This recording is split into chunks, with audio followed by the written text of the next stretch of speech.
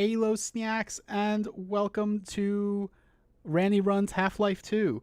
I was gonna do a bit where I was like, welcome to Pepper Ranni, but I'm not going to do that. And I was gonna title the stream "Welcome to City 17," but I'm also not going to do that because I think that's what everybody has done in the decades since this game has come out. That's what every first episode of every Half-Life 2 like stream or let's play is, and I'm not going to do that. Anyway, we're here for Half-Life 2. Welcome, Andre. Welcome, Stowaway. Welcome, Nonbean, although I'm sorry you're not going to be here. Welcome, Pepper. Welcome, Midmush Gaming. Hello. I love Half-Life 2, but that's only half of why I wanted to... Oh, God damn it. That's only part of why I wanted to do this stream series, because I think it's really interesting with how Pepper and I played Call of Duty like a year ago or whatever. I think you can lay what Call of Duty became directly at the feet of Half-Life 2. And I am interested in analyzing this game design, not just in the way that people normally do of like, oh, wow, look at how cool this aspect is, but you can also see how this became something that I think is really pernicious in later games. And I'm really excited to talk about that. Also, just because this game means a lot to me. So, yeah. Oh, also, Stowaway, I have to tell you, you quoted the thing wrong. It's not you've chosen to... or been chosen to relocate to one of this nation's finest cities. It's you've chosen or been chosen to relocate to one of our finest remaining urban centers. See, you said it wrong. Stowaway. It was bad. It was bad. Bad. Yeah. Like Stowaway says, I agree. Like, even from the first game, I think Half-Life revolutionized the first-person shooter genre. And it did. But I also am maintaining, like this is something I felt as I've gotten older, that wasn't always a good thing. I feel that some of its influence, like, I know some people call this not genre per se, but like this type of FPS a content muncher. It's very much just like you go from one set piece to the next, and you're just kind of along on a roller coaster ride. And it worked really well in Half-Life 2. But like I said, it's also where you get Call of Duty. It's where you get a lot of other FPSs that I think have real issues. It's really good for creating games that are kind of a linear experience. And I don't think linearity is a bad thing, but I do think that it's good for, like, what has become clear to me is it's good for games that are designed specifically so that you don't think too much about it. You just kind of go along for the ride. And it turns out that can be used to kind of slip some stuff in there, slip some propaganda in there, which is not Half-Life's fault, but it is something that I've been a lot more conscious of in the last few years. Anyway, let's get into the game. As you can all tell, I'm not doing Half-Life 1 first. I actually don't like Half-Life 1 that much. And also, there's a lot of references to Half-Life 1 and Half-Life 2, obviously, but it's not that essential. It's like set like 20 years later, and it's a completely different setup, and I'm just going to go into it, and I'll explain Half-Life 1 stuff as it comes up.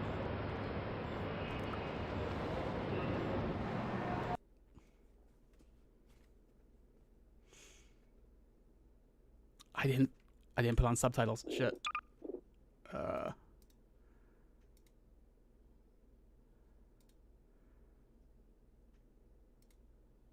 Okay.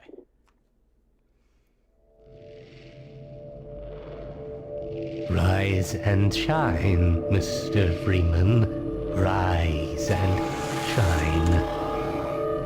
Not that I wish to imply you have been sleeping on the job. No one is more deserving of a rest, and That all background the is from effort Half-Life in 1. the world would have gone to waste until... Well, let's just say your hour has come again.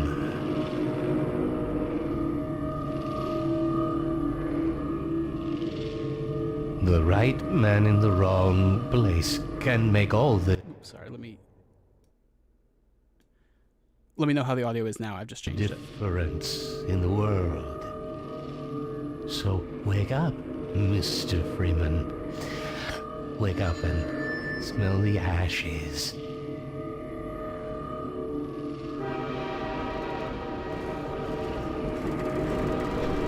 immediately dropped in with no context. If you haven't played Half-Life 1 first, like I hadn't when I first played this, you have no idea who that was who was talking to us, and you have no idea where we are. Well, either way, you don't know where we are. I think it's a really interesting way to open the game. It is very much on purpose that your main character does not have any context for where he is. I didn't see you get on. No matter how many times I've been relocated, I never get used to it. Welcome. Welcome to City 17. You have chosen or been chosen to relocate to one of our finest remaining urban centers. I thought so much of City 17 that I elected to establish... We're just going to watch Dr. Breen for a second. ...in the citadel so thoughtfully provided by our benefactors. I've been proud to call City 17 my home. And so, whether you are here to stay or passing through on your way to parts unknown, welcome to City 17. It's safer here. So I was talking to Pepper recently about games that, like, when they first come out, you're like, I don't think a game can ever look better than this. And then you come back years later and it's like, oh, wow, it's kind of dated. Half-Life 2 is that for me. When this came out, it looked so incredible. Right.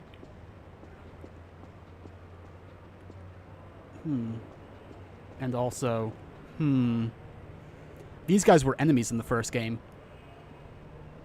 They're called Vortigons. Welcome. Welcome to City 17. You have chosen or been chosen to relocate to one of our finest remaining urban centers. But this stuff, it's all I have I left. thought so much of City 17 that I right, I'm elected moving. to establish my administration here in the citadel so thoughtfully provided by our Are you benefactors. the only ones on that train? I've been proud to call City 17 my home. And so, whether you are Overwatch here to stopped our stay train in the or woods and passing took my husband through for on your way questioning. to parts unknown, They said he'd be on the next train. welcome to City I'm not 17. sure when that was. It's safer They're here. being nice, though, letting me wait for him. Are you all ready? It's one of the hallmarks of this game. It's one of the things people genuinely remember a lot. And this is one of the more minor things that was kind of revolutionary about, not revolutionary, influential about this game. Like, interactable soda machines is something that started here, specifically because, like, they made the new physics engine for this game and they wanted to show it off. And this is an easy way to do that. You can throw things. That was Welcome. mind-blowing at the time. Welcome to City 17. You have chosen or been chosen to relocate to one of our finest remaining... You do know pick up that urban can? That's going to happen in a second. centers. I thought so much of City 17... Or not in a that second. I It's going to happen in a to bit. establish my administration here in And yeah, this is the base that Gmod is built on. Or this is the first game in the engine that Gmod was made in. And Gmod originally was a mod of this, although now it's a standalone thing. Whether you are here to stay or passing through on your way to parts unknown, Don't drink the water. They put something in it to make you forget. it's safer. I don't even remember how I got here.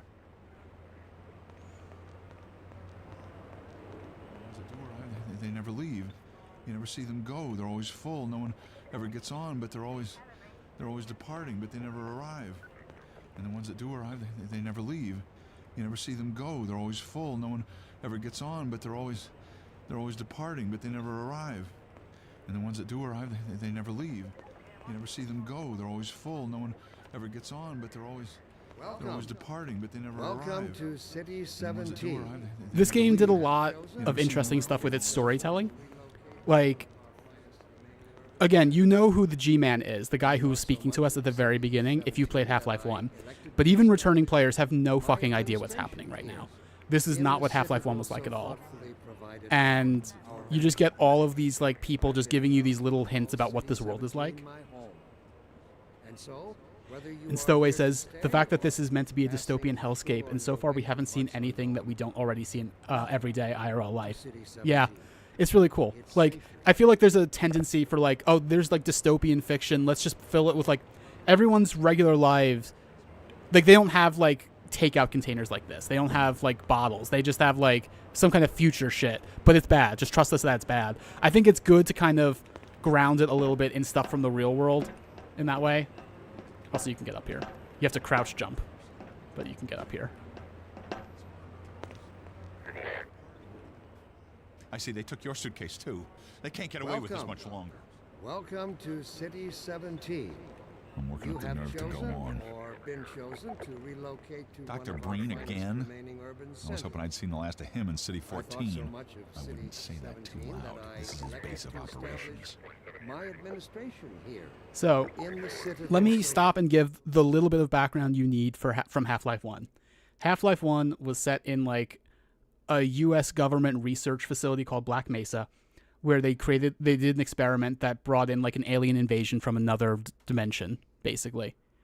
Yeah, that's kind of all you need to know. Oh, except G-Man, the guy we saw at the very beginning, was kind of always in the background and being mysterious, and at the end of the game, he's like, okay, you work for me now. And then this is him dropping us into a new place where we have to do shit, like our own new shit. Thoughtfully provided by our benefactors. I've been proud to call City 17 my home. And so, whether you are here to stay or passing through on your way to parts unknown, welcome to City 17.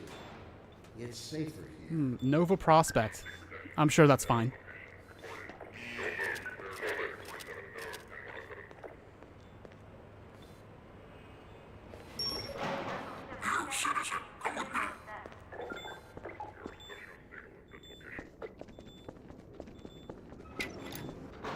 This must be a mistake. I got a standard relocation coupon just like everybody else.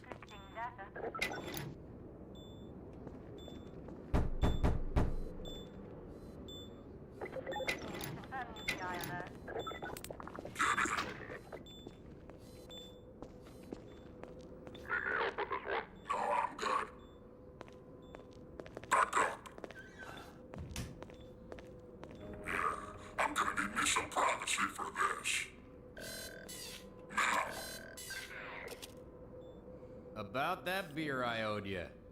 It's me, Gordon, Barney from Black Mesa. Hey, sorry for the scare. I had to put on a show for the cameras. I've been working undercover with civil protection. I can't take too long or they'll get suspicious. I'm way behind on my beating quota. Yes, Barney, what is it? I'm in the middle of a critical test. Sorry, Doc, but look who's here. Great Scott! Gordon Freeman! I expected more warning. Yeah, you and me both, Doc. He was about to board the express to Nova Prospect. Well, Barney, what do you intend? I'm thinking. Alex is around here somewhere. She would have a better idea how to get him here. Well, as long as he stays away from checkpoints, we should be okay. Listen, I gotta go, Doc. We're taking enough chances as it is. Very well. And, Gordon, good to see you. Okay, Gordon. You're gonna have to make your own way to Dr. Kleiner's lab. Oh, man, that's what I was afraid of. Get in here, Gordon, before you blow my cover. That doctor is many memes, Pepper. That's Dr. Kleiner. Pile up some stuff to get through that window and keep going till you're in the plaza. I'll meet up with you later. This was again them being like, "Hey, check out our physics engine. Isn't it cool? You can jump. You can place things and jump up onto them. Isn't that cool? You can stack things. Like, you can stack things and then you get on top of them." This was mind blowing at the time. Trust me. You can pick up cinder blocks. Yeah.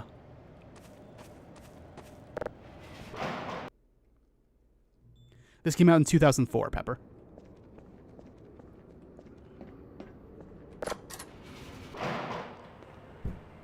Pepper, it's time.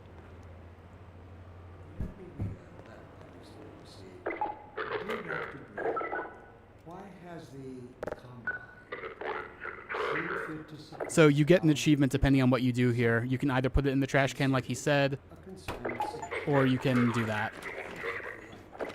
I just got that achievement, actually. Your president touches on one of the basic Oh. with all its associated hopes and fears for the future of the species. I also detect some unspoken. So there's a new Do our benefactors Breen cast going on right now that I want to play from the beginning, which means I'm going to have to stay back here for a bit. for mankind? Will they Oh, ever hang on. deactivate the suppression field and let us breed Will again? they ever deactivate the suppression field and let us Allow me to breathe address again? The anxieties underlying your concerns, rather than try to answer every possible question you might have left on verse. First, let us consider the fact that for the first time ever, as a species, immortality is in our reach. This simple fact has far-reaching implications. It requires radical rethinking and revision of our genetic imperatives. It also requires planning and forethought that run in direct opposition to our neural precepts.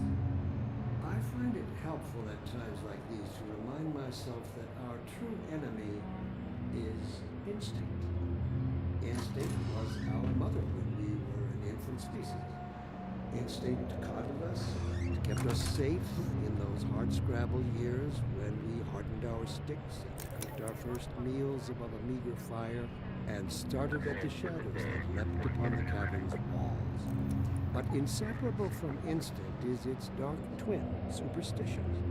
Instinct is inextricably bound to unreasoning impulses, and today we clearly see its true nature. Instinct has just become aware of its irrelevance, and like a cornered beast, it will not go down without a bloody fight. Instinct would inflict a fatal injury on our species. Instinct creates its own oppressors and bids us rise up against them. Instinct tells us that the unknown is a threat rather than an opportunity. Instinct slyly and covertly compels us away from change and progress. Instinct, therefore, must be expunged.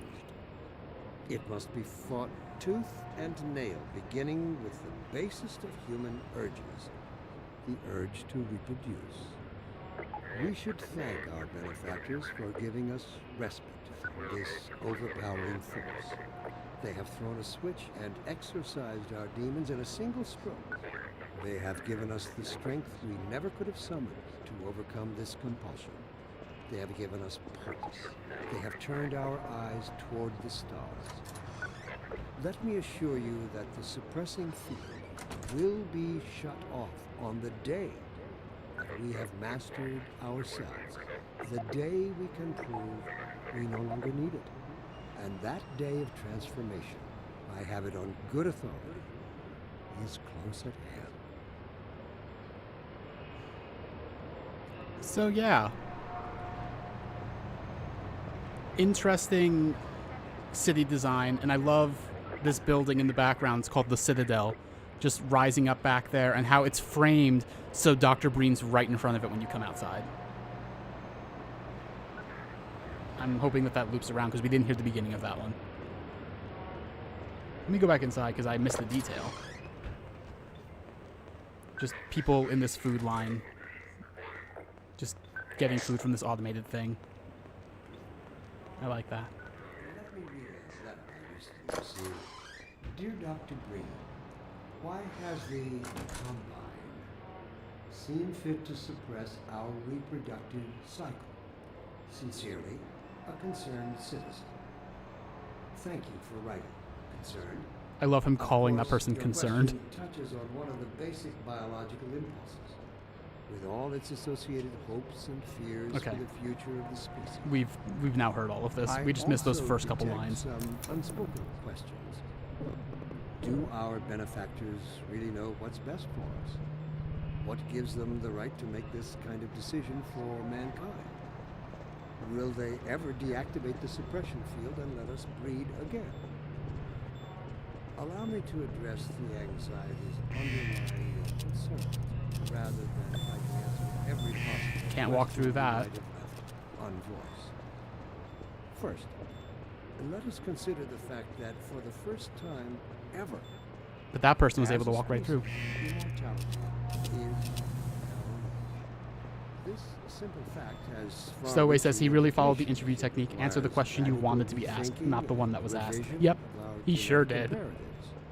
It also requires planning Let me rephrase this into something that's completely not what you asked. to our neural precepts.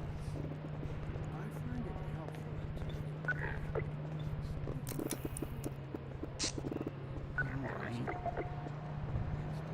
Ready for one of my favorite moments? I love the first time you see a Strider. It's so good.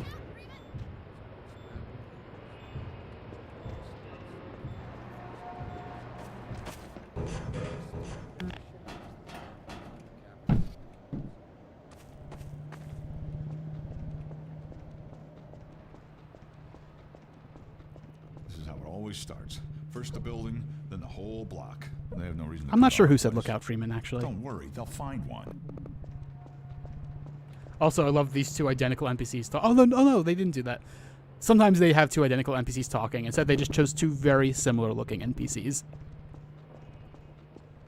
Anyway, again, they wanted to show off that they had a physics engine.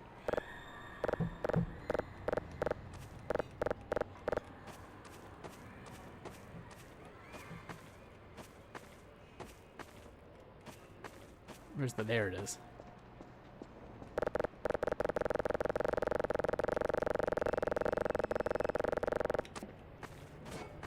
Wait. It pushes you off. You can't really stay on it.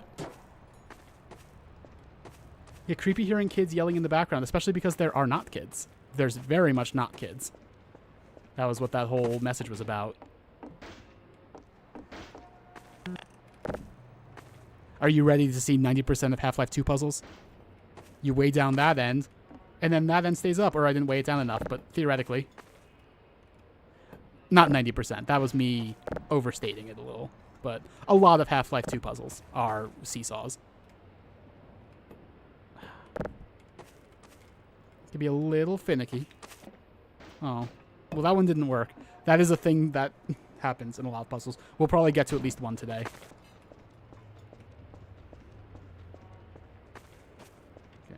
You gonna let us in here? Nope. Okay. Okay. Bye.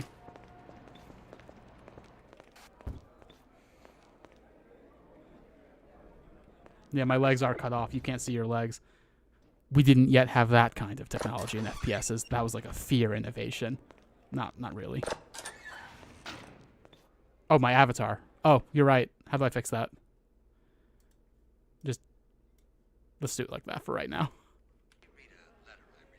I actually do know how I could have fixed that otherwise, but it's fixed now.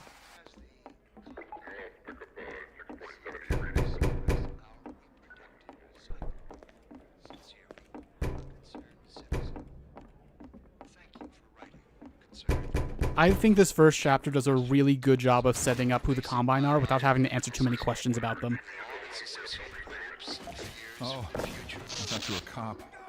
He's one of us. Look at him down there. I told you they'd be coming for us next. Just this once, I hope you're wrong. What gives them the right to make this kind of decision for mankind?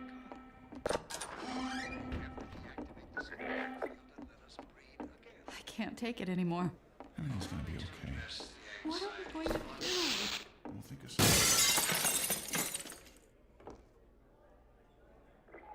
something. Pepper only got the Breen channel. It's fine. Don't worry.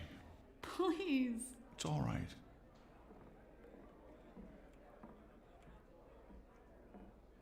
These two NPCs get reused a couple times.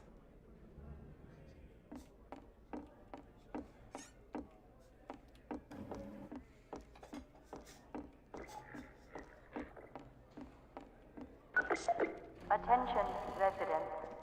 Miscount detected in your block. Cooperation with your civil protection team. Summons full ransom reward.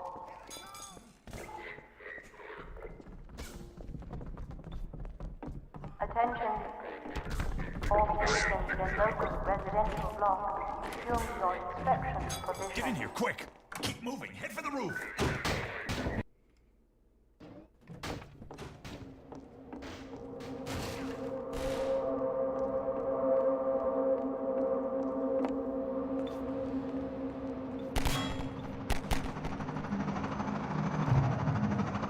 I love their biotechnology. Look at these gunships.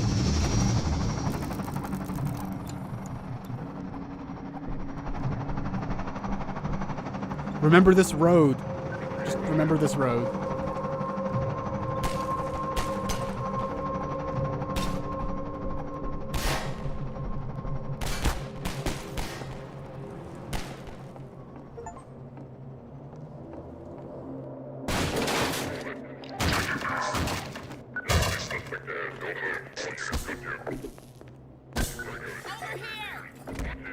No, you don't.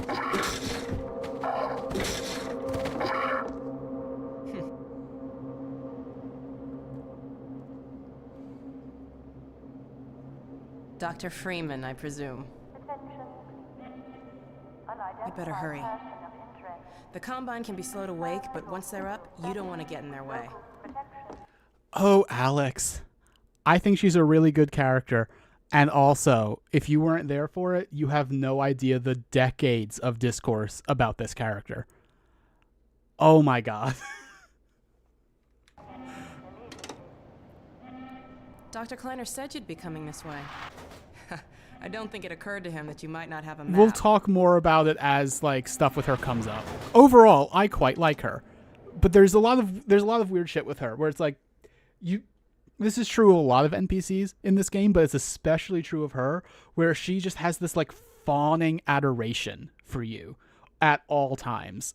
Like maybe a little less so in this first cutscene, but it's still kind of there, and it only gets more. And it starts to feel really weird, especially when the game starts being like, hey, this is your love interest. Have you caught on that this is supposed to be your love interest? And it just it gives it kind of a weird feeling for me. And it's such an interesting thing because I like her so much as a character, but then all this other contextual writing comes in and makes it feel weird. I'm Alex Vance. My father worked with you back in Black Mesa. I'm sure you don't remember me, though. Man, a few words, aren't you? Yeah, your coworker's daughter, your love interest. And granted, Gordon was like in stasis for those 20 years, but nobody else knows that. Remember him from Black Mesa? Your old administrator. Don't get my dad started on Dr. Breen. And yes, Dr. Breen was the old administrator of Black Mesa. People used to think the G-Man was the administrator because he came up a few times in the original, but nope, it was Dr. Breen. Funny, you showing up on this day in particular. Stowaway, that's exactly it. It feels like she was designed to be the player's love interest, not Gordon's. And again, I think she's a good character, but you can't get past all the little things that, like, once you get that feeling about how, hang on, once you start getting those feelings about like, oh, she was really designed to be a love interest, it becomes hard to not feel weird about all the little characterization choices. Do I have two screens of the game overlaid? What makes you think that? What? I turned that off. Why did it turn back on? That's so weird. All right, well. Canals. Today, we're finally on the verge of having a better way. Here, let me buy. Yeah, like the RE6 full screen thing, Pepper, just keeps turning itself back on no matter how many times I turn it off. Buy you a drink.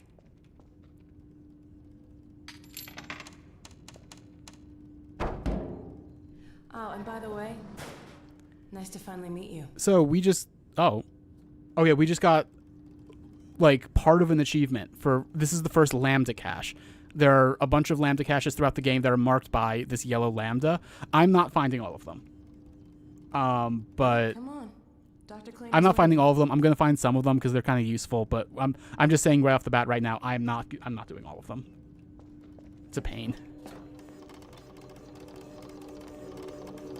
Blast that little... Where did she get to? Lamar, come out of there! Uh-oh, everything all right, Dr. Kleiner? Oh, hello, Alex. Well, almost all right. Lamar has gotten out of her crate again. If I didn't know better, I'd suspect Barney of trapping and... My goodness. Gordon Freeman. It really is you, isn't it? I found him wandering around outside. Bit of a You know, Pepper, it's so interesting to me that you said that this came out the same year as Half-Life 2. Because this game looked so good at the time. The original Half-Life 2, not the original Halo 2 looked better, I think. And that's before you get to Anniversary. Very opportune time. Alex has just installed the final piece for our resurrected teleport. I can't take any credit for the breakthrough, Doctor. Nonsense. Your talents surpass your loveliness. Let's just see if this thing works, okay? Well, is he here? There you are. Man, Gordon. Barney, by the way, was a security officer at Black Mesa. There's actually a non-canonical expansion of the first game where you play as him. Don't worry, he's coming with me. That's right, Barney. This is a red letter day. We'll inaugurate the new teleport with a double transmission. You mean it's working? For real this time? Because I still have nightmares about that cat. No, There's nothing to be nervous about. cat? We've made major strides since then. Major strides. What cat? Doc, since he's not taking the streets, you might as well get him out of his civvies. What? Oh dear, you're right. I almost forgot. Barney, I'll give you the honor. I've got to get back on my shift, but okay.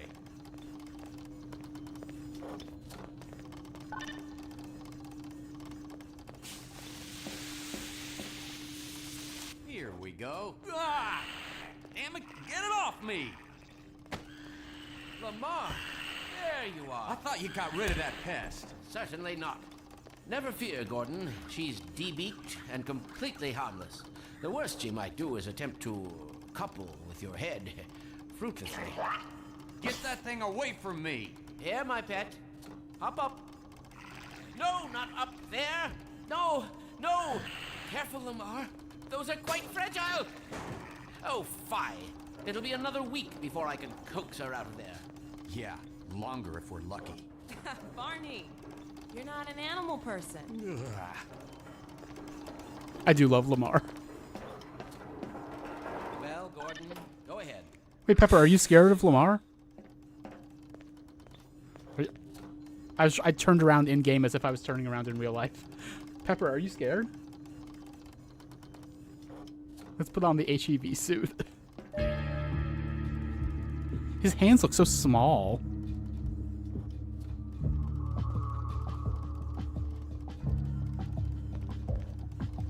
Well, Gordon, I see your HEV suit still fits you like a glove. At least the glove parts do. I've made a few modifications, but I'll just acquaint you with the essentials. Now, let's see. The Mark V hazardous environment suit has been redesigned for comfort and utility. Oh dear. Doc, we don't have time for this. At least get that suit juiced up, Gordon. Good idea. There's a charger on the wall.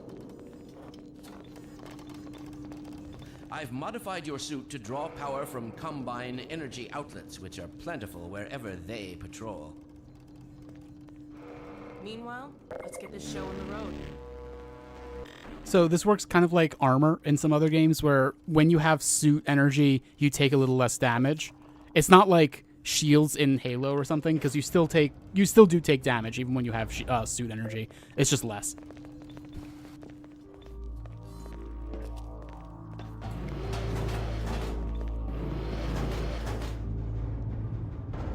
Gordon, why don't you position yourself near the panel over there and wait for my word?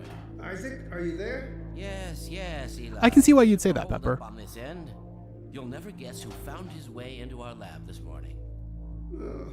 That's not who I think it is it? Indeed it is, and it's our intention to send him packing straight away in the company of your lovely daughter. Are you ready for us, Dad? You're all set on this end. Then let's do it. Let's see. The massless field flux should self-limit, and I've clamped the manifold parameters to CY base and LT orbifold, Hilbert inclusive. Conditions could hardly be more ideal. That's what you said last time.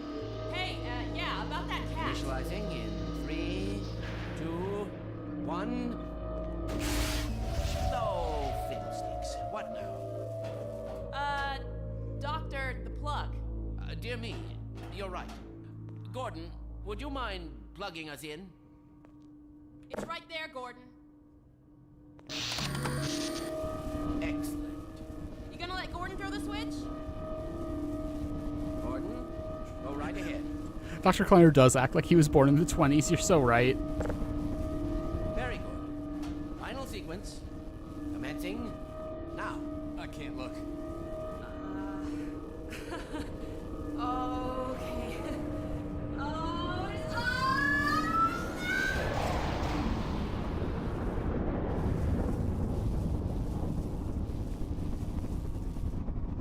Well, did it work? See for yourself. Hey, Doc. Thank goodness. My relief is almost palpable. Fantastic work, Izzy. Well, I can't take all the credit.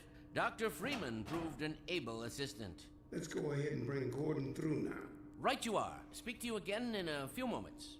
Good job, Gordon. Throwing that switch and all. I can see your MIT education really pays for itself. All right, Barney. I always love that line. Your turn. Gee, thanks. Gordon, as soon as you're in position, we'll send you to Eli's. And not a moment too soon. Pepper, it's funny you say that. Because Lamar is perfect. She would never. In 3, 2, 1. Barney, if you'll be so kind. Good luck out there, Gordon. Yes, indeed. We're ready to project you, Gordon. Bon voyage, and best of luck in your future endeavors. Final sequence.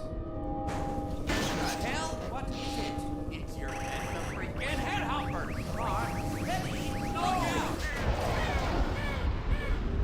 There he is! Is Lamar with him? Get about that thing! He's coming through, Dad. What's going on, Judy? I'm not sure. It seems to be some kind of interference. Gordon, stay put. We'll get you out of there. Something's drawing him away. What's the meaning of this? Who are you? Hey, Dr. Breen's animations played correctly this time. That doesn't always happen. I'm getting him out of there. And just wait, you feel? It will peel you apart! Just lost Gordon. What's going on? I wish I knew. I'm encountering unexpected interference. Don't worry, Gordon. We'll... There he is. Oh, we're losing it again. The man I saw. I'm all but certain it was Gordon Freeman.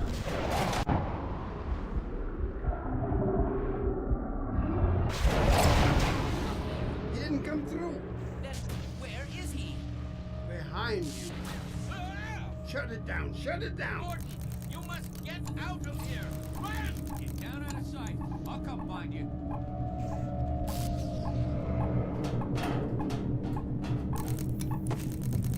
All right. Like I said, the two parts where we teleport into Dr. Breen's office, usually, in my experience, the animations fire wrong and he's doing weird shit. But that time it worked. Go figure. It knew I was streaming.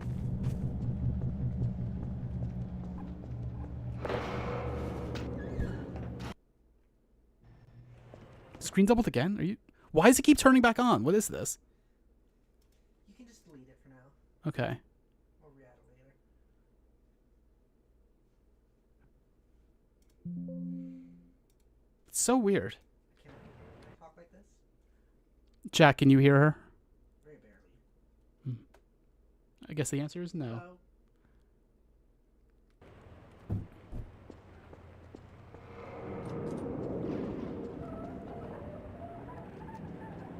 Hey, Gordon! The Citadel's on full alert. I've never seen it lit up like that. Get out of City 17 as fast as you can, Gordon. Take the old canals, right? They'll get you to Eli's lab. It's a dangerous route, but there's a whole network of refugees, and they'll help you if they can. I'd come with you, but I gotta look after Dr. Kleiner. Oh, and before I forget, I think you dropped this back in Black Mesa. Good luck out there, buddy. You're gonna need it. Yep, the Citadel is moving. Yep. I want to make sure I got that, like, visually in front of us. But yeah, so we just got our first, like, setup, or our setup for our first gameplay, really, which is, like, the teleport couldn't take us to Dr. Vance's lab, so we have to go there on foot. That's just what we're doing for probably the whole first stream.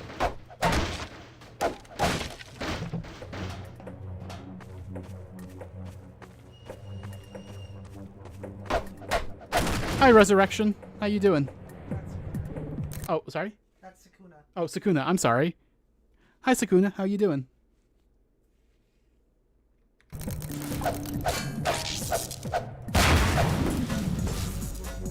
So yeah, the crowbar. You hit things with it.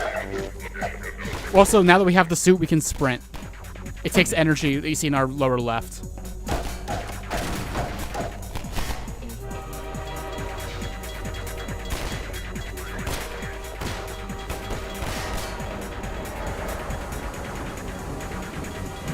Make sure you bring more marker next time.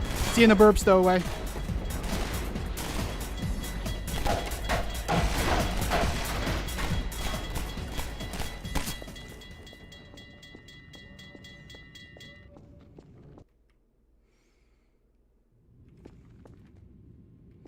Root canal. Actually, hang on. I want to check something.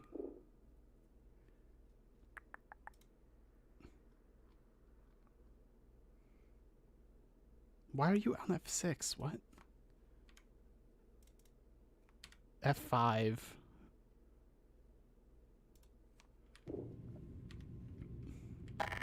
Root anal. You're so right, Pepper. Help me! Stop! We didn't do anything!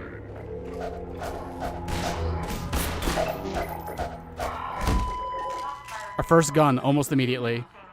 You better run. There's nothing else you can do here.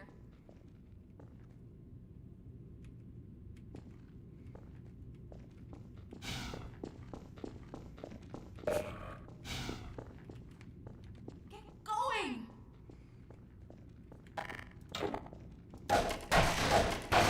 Also, flashlight. It uses the same meter as sprinting, so you gotta be really careful.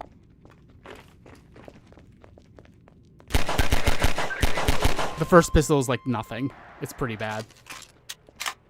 But that's what we got. It even sounds not that powerful, which I actually kind of... It's good sound design.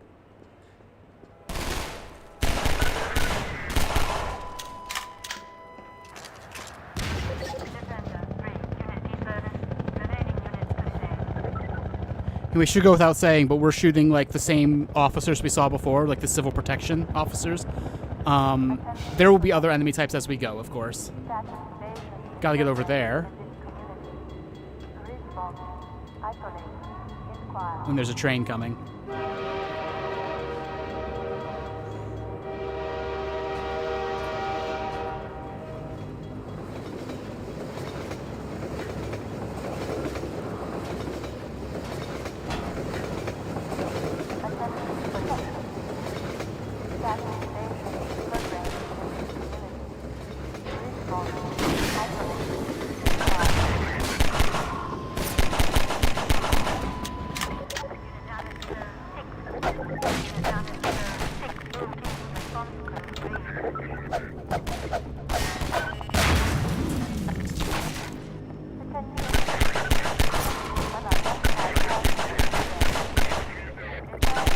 Pepper asks if that's the only way to progress here. It is, and that's why the train stops here, so you can always redo it if you need to. Lambda cache.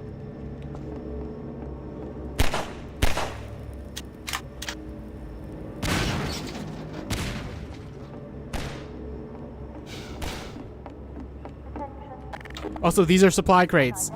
They look like this, and you can break them, and there's always stuff inside.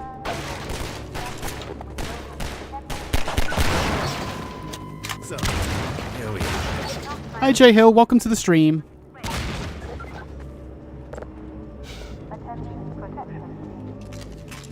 Thanks. That's a great sign.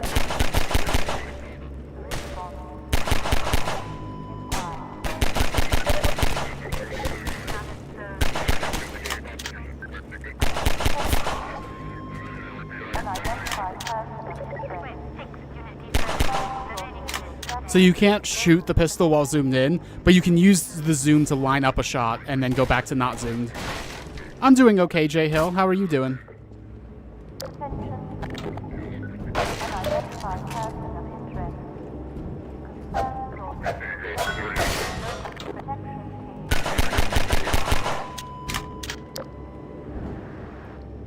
Can you watch me play Fallout on my next stream? I'm not playing Fallout anytime soon. I'm sorry to say. I do plan to play Fallout at some point, or make Pepper play Fallout New Vegas.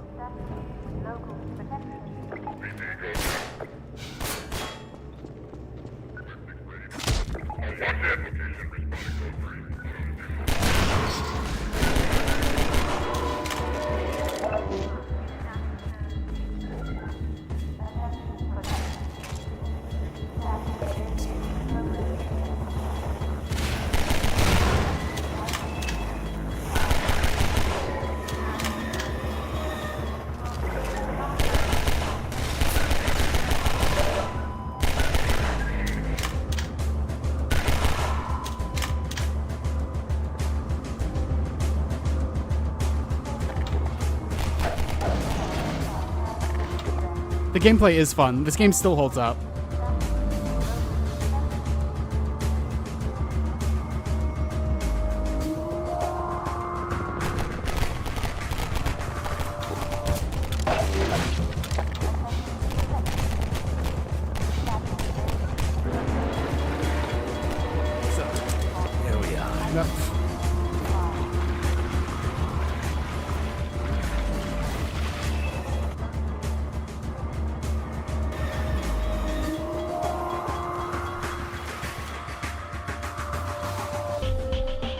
Gotta be really careful not to use your flashlight while swimming, because oxygen and your flashlight are, again, the same meter, which is stupid.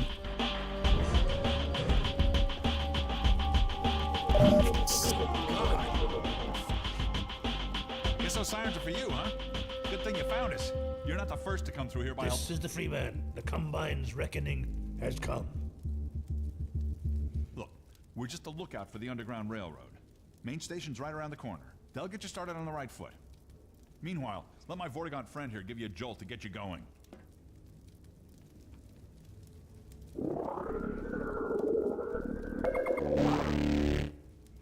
If we had lower suit energy, that would have given us 5 suit energy. But we have high enough that it didn't give us anything. Down here, it's bad news for the whole railroad. We serve the same history. Also, this is a map of the level to come. That down there is where we're going.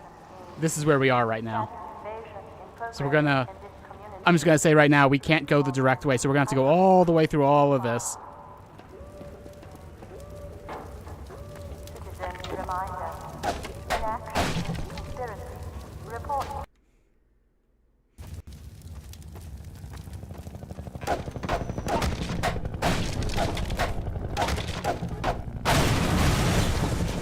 Scares me every time. Like, I'll remember that it's gonna happen and it'll still scare me.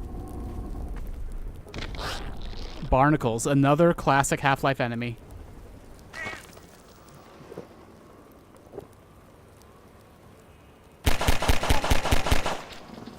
Unidentified person of interest.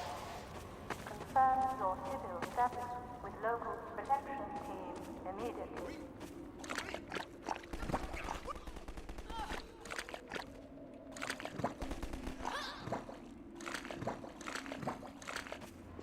Hey, over here! Help!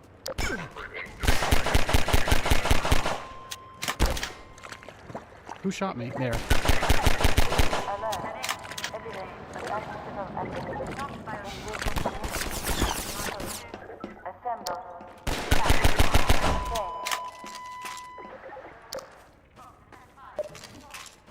12, come in. This is Station 8. We heard 12 go down and out.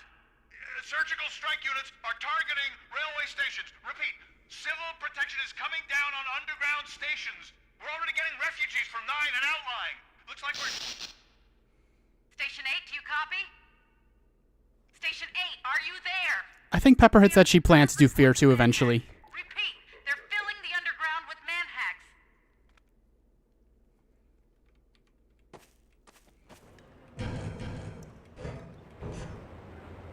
So there's a guy on that turret right there. Unit down at zone 6.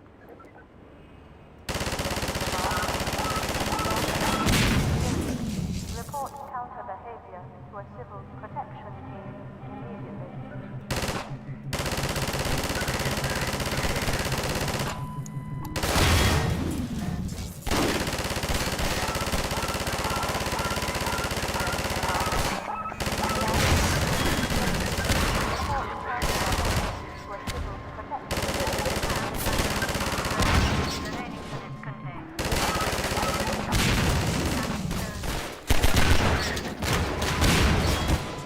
I forgot those were up there and I did not want them pushed down on me.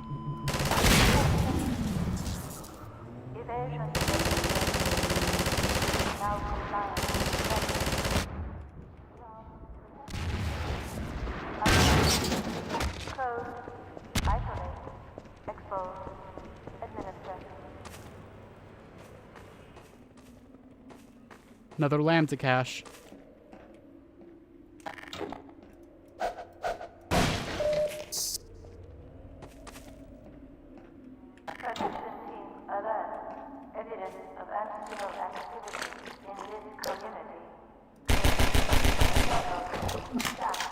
Also, Pepper, when she first saw these, said gross. You'll just have to see what they look like in Half-Life Alyx. It's so much worse.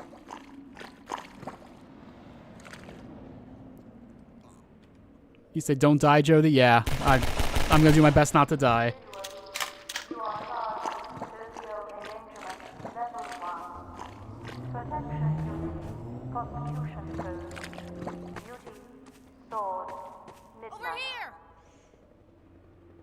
Keep going, friend. That station was raided, but there's others up ahead. I'm gonna stay here in case any others come through. Gotta keep the railway alive. You'd better get going now.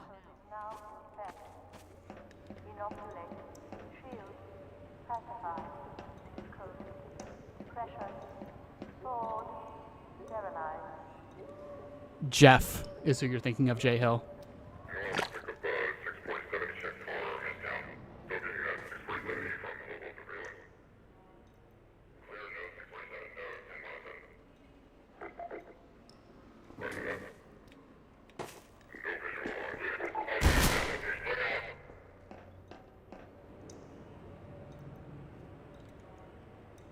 I can shoot those guys, but there's no reason to. I would just waste bullets, really.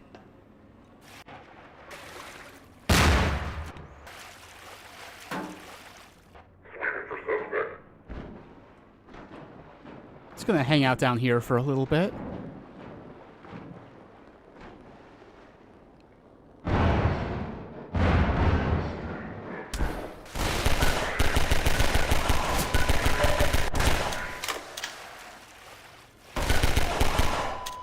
Oh good, his gun fell.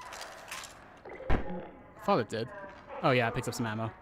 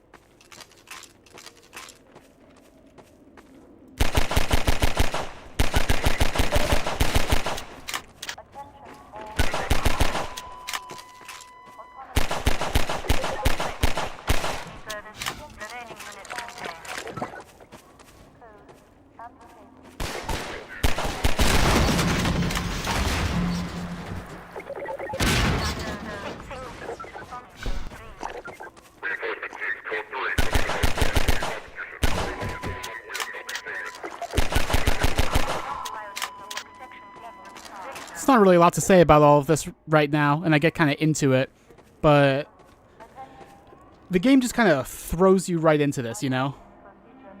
Oh, Pepper says, I like that the enemies also use the explosive barrels here. I feel like in most games, NPCs act completely oblivious to their existence. I agree, I like that too. And I like...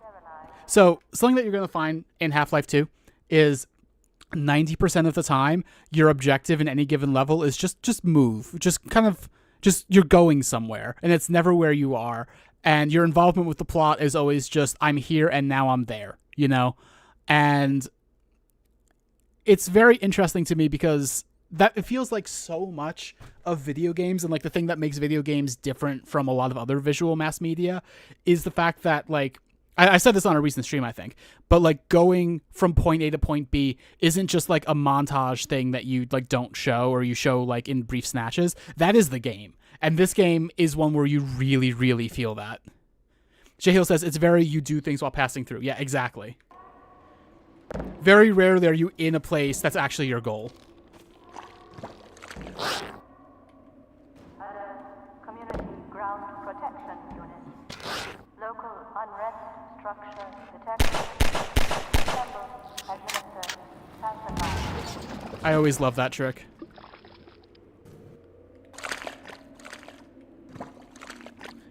Aren't they so lovely? They're so much worse in VR, you have no idea.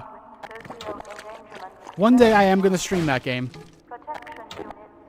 I do know the lore behind the face texture, unfortunately.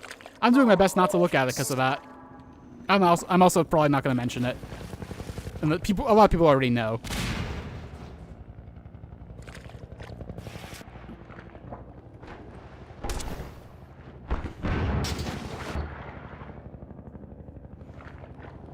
Oh shit. Oh god. Okay.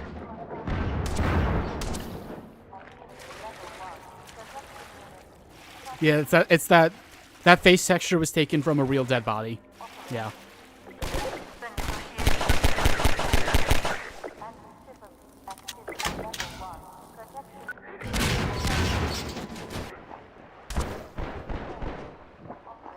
I love the way the bullets look when they hit the water. There might be mods to change it. I don't actually know.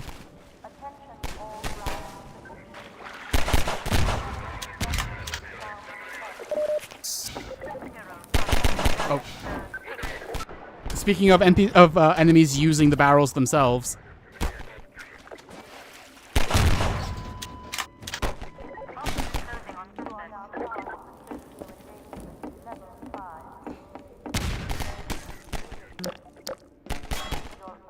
Hey, it's our first seesaw. Our first real seesaw, like, puzzle. I'm going to do this puzzle the intended way, but something that's very fun is a secondary solution a lot of people have done is you can just make a staircase out of cinder blocks and just climb up on that.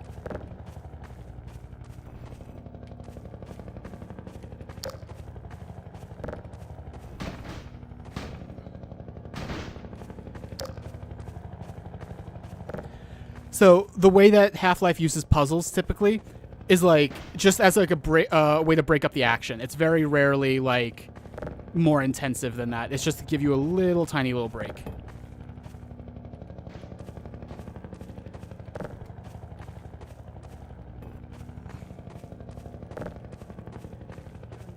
Yep. Hmm.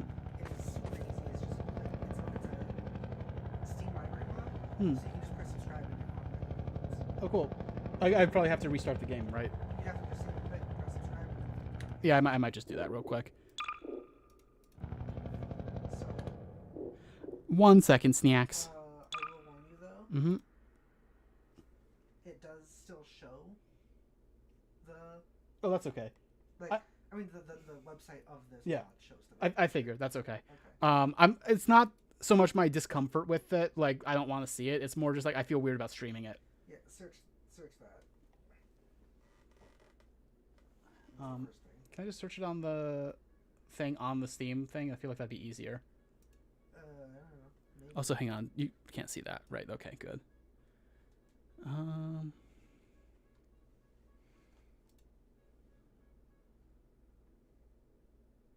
searched it through Google. I think it'd be faster. Yeah, you're probably right. I recommend. Hi, Henry Badger. Welcome to the stream.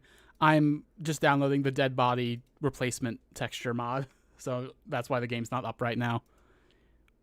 I've never actually played Half-Life 2 multiplayer, though. What was it called? Oh, okay. It was in your history. I started texting it, typing it, and it just, yeah.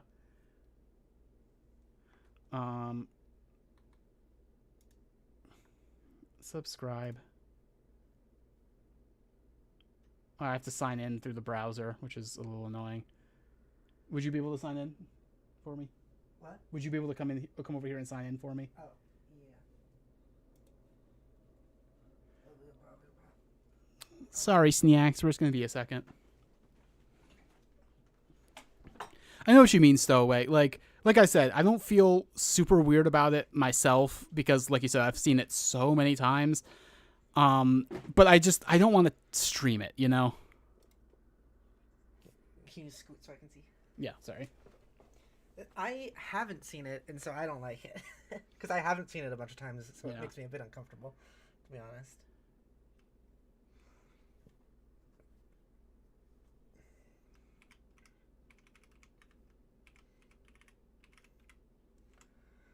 You could also, if you have it on your phone, you could just scan the QR code. That's what I always have to do because I can never remember my password for Steam in particular.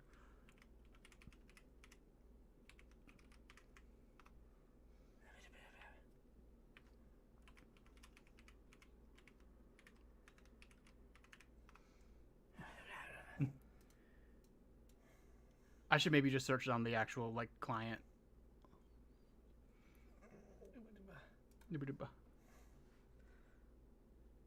Oh, it said Gary's mod. This isn't Half-Life 2. Huh? Oh, Half-Life 3 ODST's Workshop. But, oh yeah, this is a Gary's mod. It's not a Half-Life 2 mod.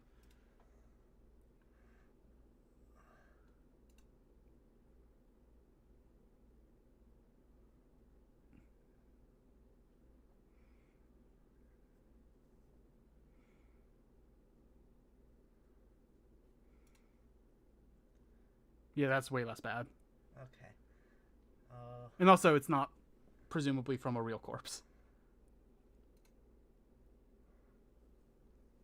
This one isn't Steam Workshop, though. That's okay. It'll just take a second, probably. I say, knowing you're the one who's going to actually do it.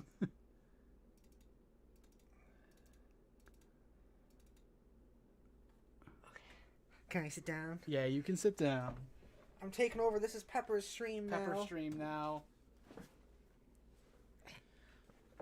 Jay Hill, I don't think that's that hot of a take. I think Portal 1 is close to a perfect game, and Portal 2 is very, very good. I don't think it's weird to be like, it's better than Half-Life.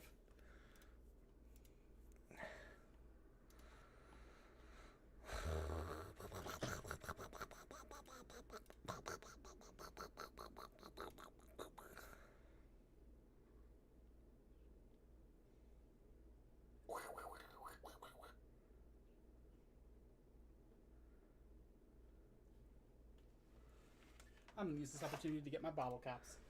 Your bottle caps? My bottle caps. And also my sucking candies. I don't care if it makes me talk a little weird.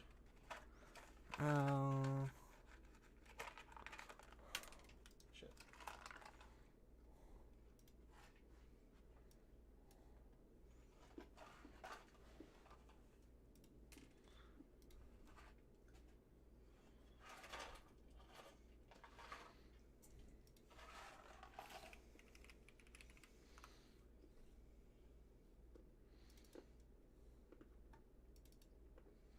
Yeah.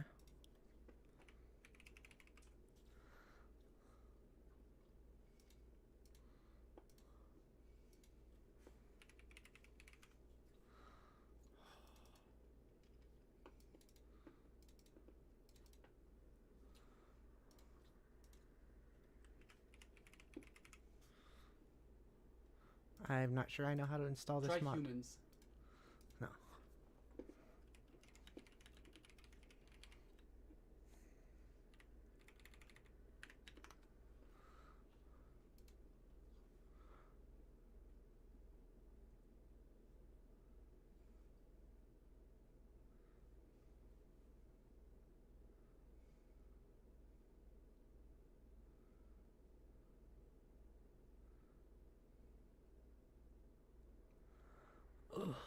Oh, frustration. Honestly, it's okay. We don't have to. If it's going to take too long, we don't have to worry about it.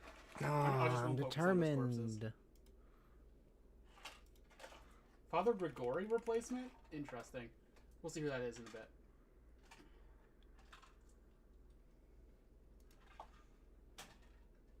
What? A soy jack corpse replacer? Why?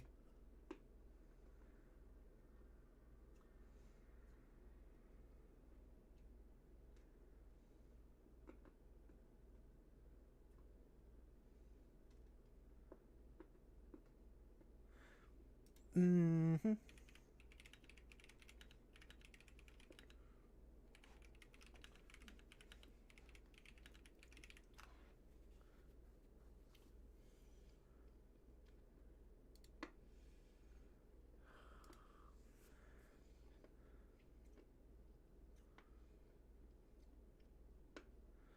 Jodi, Yeah. you should say stuff. So, I guess I said it in my announcement, but I didn't say much. I haven't said anything in stream about why I'm doing Half-Life 2 right now and why we're not doing Death Stranding at the moment. Basically, Manal's out of town at a music festival and doing other stuff also for like the next month. And I want to make sure that they're able to see the end of Death Stranding. So Half-Life 2 is both a game I've wanted to stream for a while and a pretty short game. I think that I might even finish it in that month. And also, I want to do Half-Life 2 because I want to eventually do Half-Life Alyx, and it feels like it needs that context a little bit. So yeah, that's why we're playing Half-Life 2. Also just because I love this game, and also I'm very critical of this game, and I want to talk about it, and I want to show it off. So, yeah. One second.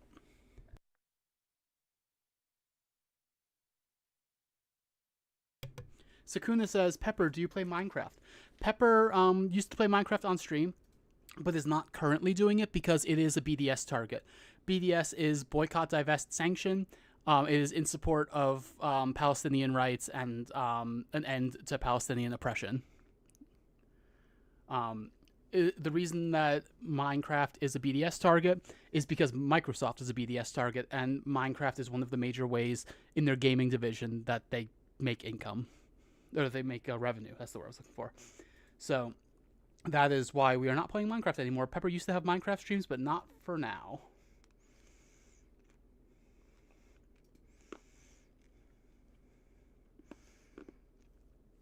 Hello, is that Resurrection? I'm a little far away from the screen. That one is Resurrection. Hello. How you doing, Resurrection? We are in the middle of Half-Life 2, but we stopped for a second to download a mod to change that one corpse texture that's taken from a real corpse.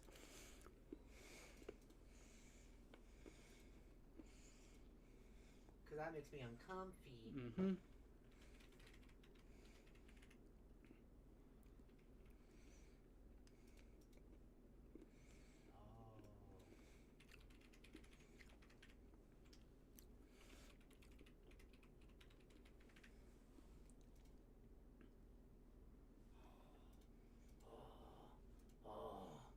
Fucking two-factor authentication. It's necessary, but also it can be very annoying sometimes.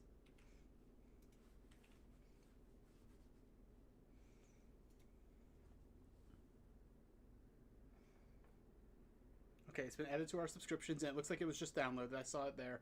Yep. Okay. Cool. We're good. We're good. Thank you. You're welcome. Thank you. No, don't do that. I tickled you a little. Pepper tickled me a little. You should check the corpse in the game just to make sure. Yeah, well, I'm not sure where the next one of those corpses is, but we'll see. Let us get back into game, I guess. So is this the correct... Yeah.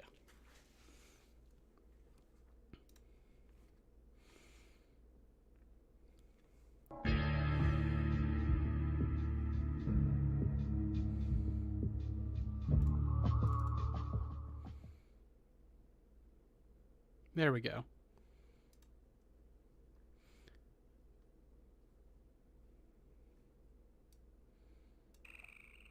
So you might notice that the splash screen changed. It changes depending on where you are in the game, which I think is really cool. Let's get back into it.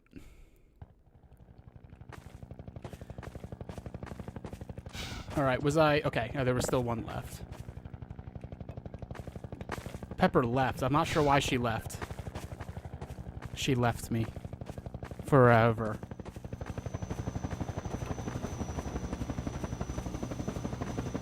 I like that before this thing becomes our fucking worst enemy, it gives us a nice little look at it. Little model view.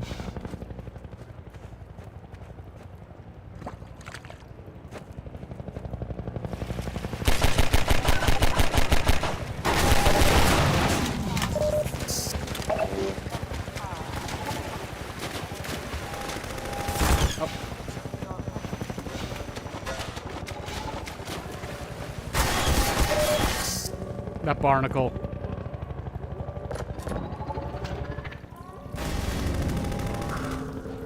Lambda.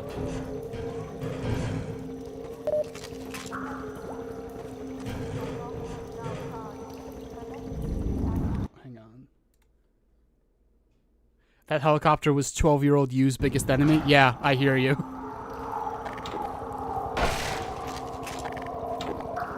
I think we're about to get our first look at a particular enemy type. Also, this is a little loud for me. Let me know how the audio is for you all.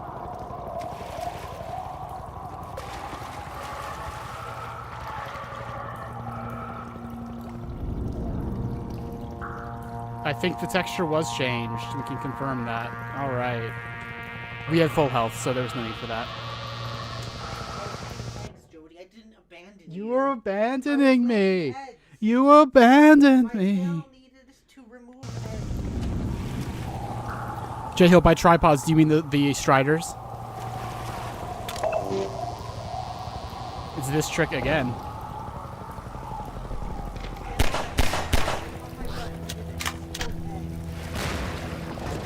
Export?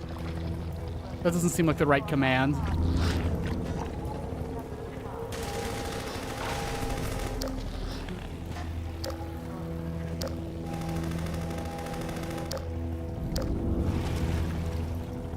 Pepper never leave me? Yeah, I hope she never leaves me. I hope. Pepper, please, don't leave me. Excuse me. I did not... I would have muted the mic or turned away, but I did not feel that coming. I'm sorry.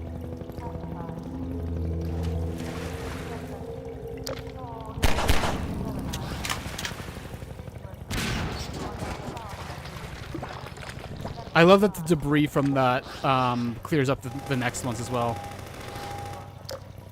Had to export egg. Export it to where? What program were you exporting the egg to?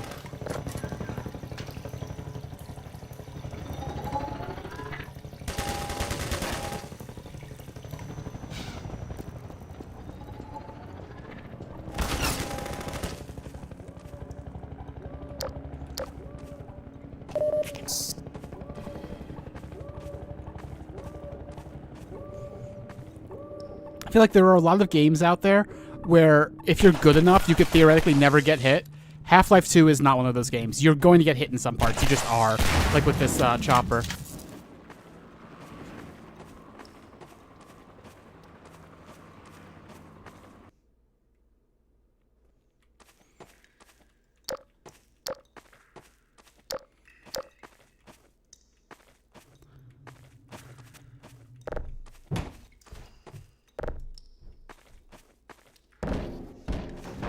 I'm being very careful about this for a reason.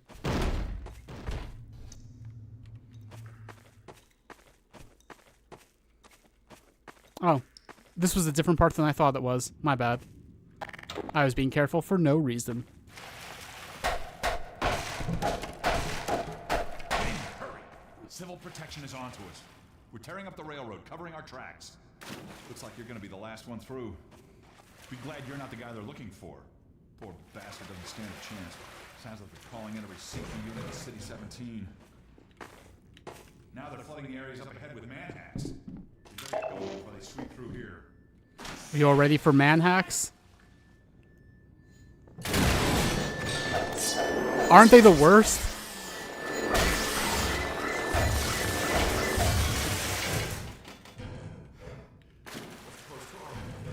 Thanks for your help.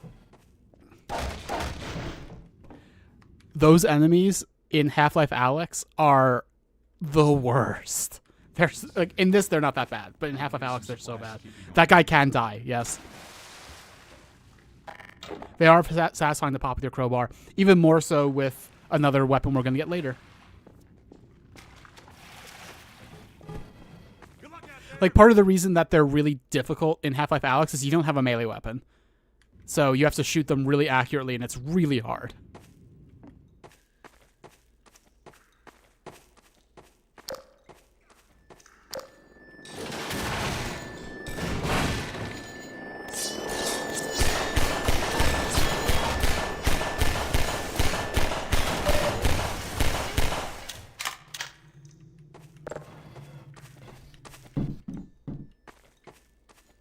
You can just barely hear some.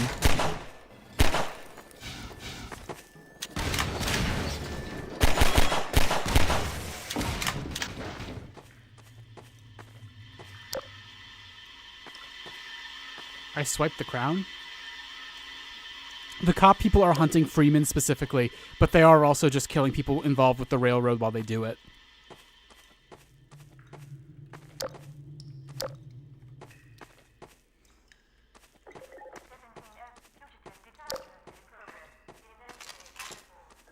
Why kill the others? Because like the others are also trying to undermine them. Like this this railroad is for getting people out of City 17 and out of the Combine's control.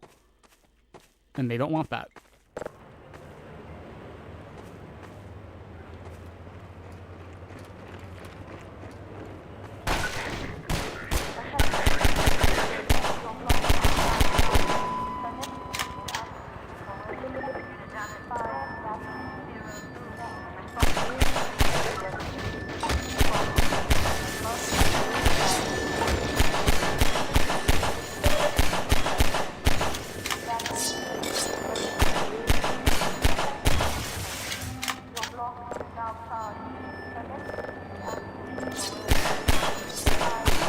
manhacks suck, but they cannot deal with a chain link fence.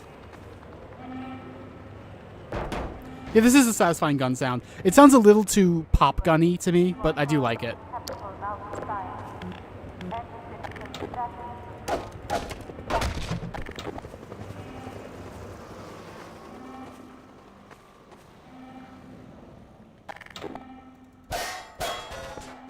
This is a secret.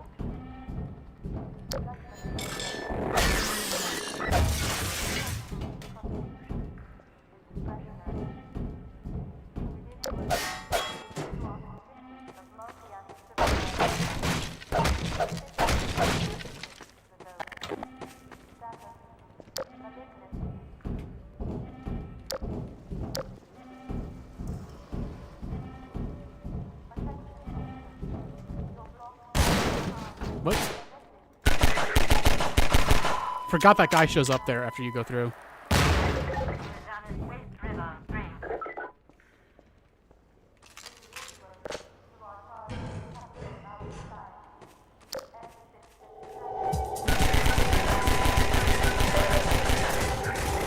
It's happened.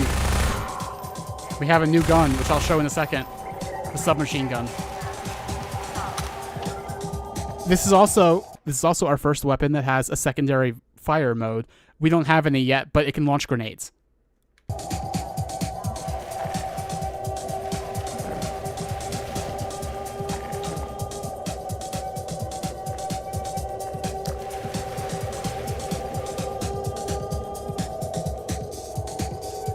And also, we're about to get a new enemy debut. This is what I was thinking of earlier. Yep. Headcrab zombie.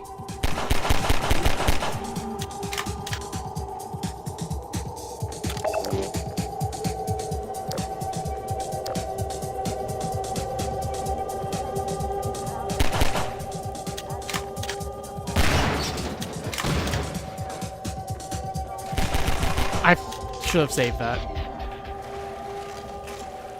Headcrab zombies were also in Half-Life 1, that's true. Although it's fun. If you go back and look at old like game facts guides for Half-Life 1, there's a lot of people who don't understand that the headcrabs create the zombies. They think the zombies are a completely different thing that's like an alien life form and not related to humanity at all. And it's very funny to me looking back.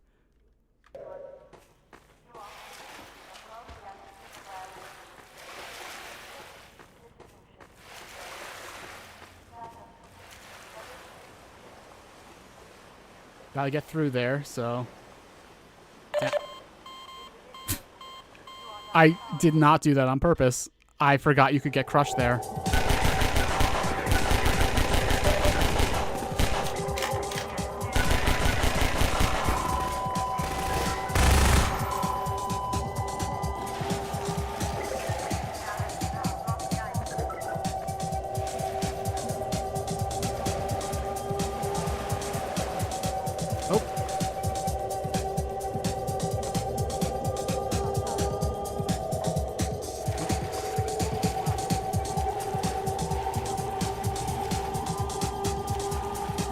Getting my air back.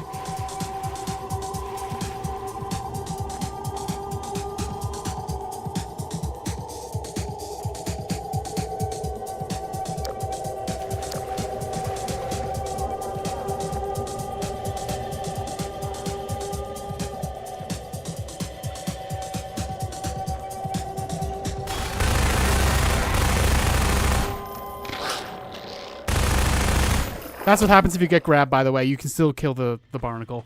It's just that's usually like, if you get caught by a barnacle, it's usually at a very bad time, and it's just suddenly something you have to take care of very quickly.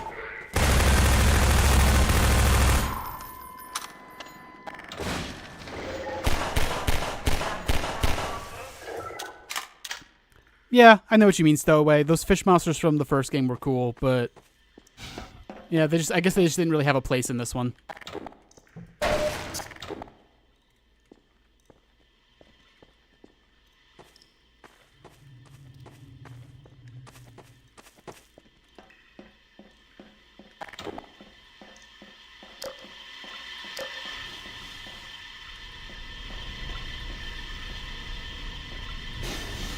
That steam hurts you. Oh, shit.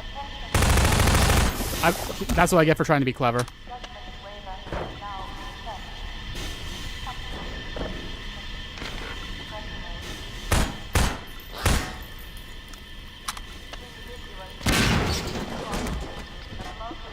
I am not trying to get up there, Andre.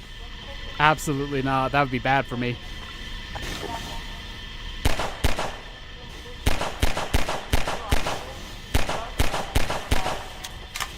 There was a man-hack down there. I'm not sure how visible that was.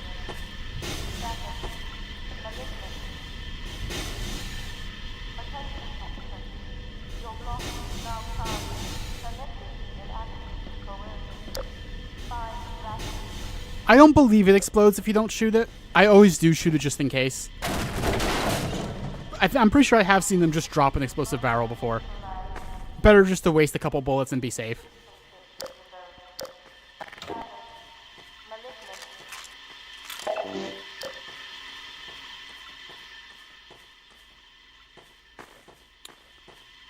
Huh, I actually don't quite remember where to go right now. Alright, this is just a lambda cache.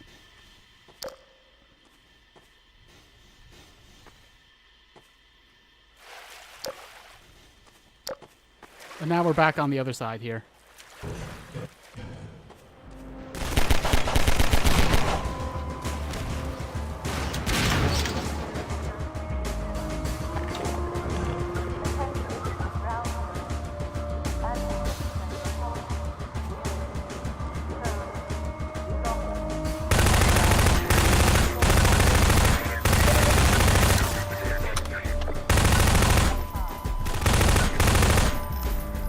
I actually have a grenade for my alt fire on this gun. I'll use it next time. It wouldn't be a waste.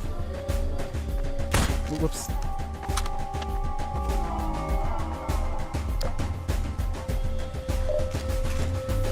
Yep, they changed it. That's good.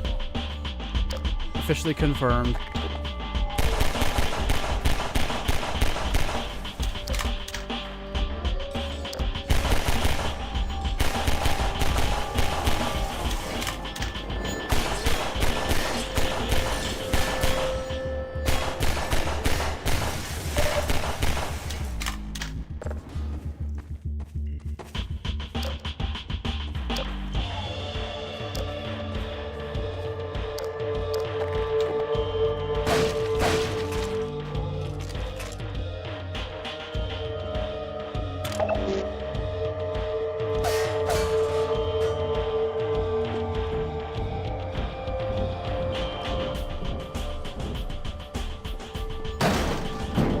Oh, this room.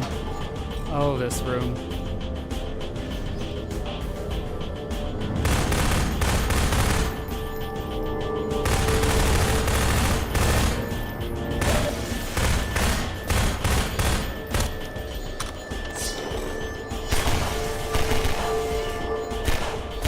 I do not want these barrels blowing up. We gotta be very careful.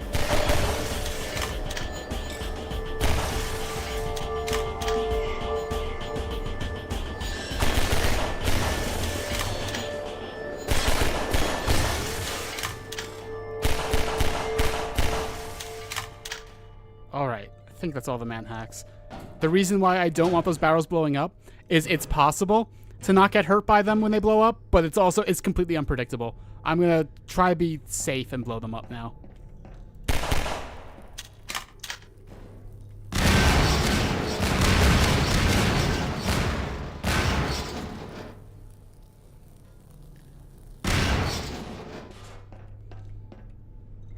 Anyway, I kind of just started doing the thing that you're supposed to do to get out of it. This room confused the hell out of me the first time I played this game.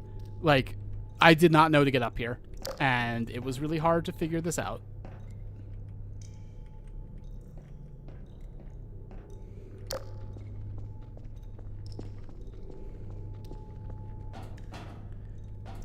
So, let's see, we talked about seesaws as a major puzzle type in these games. We talked about something else. What else did we talk about? Anyway, there's a third puzzle type that you see a lot in this game. That's puzzles involving buoyancy and water.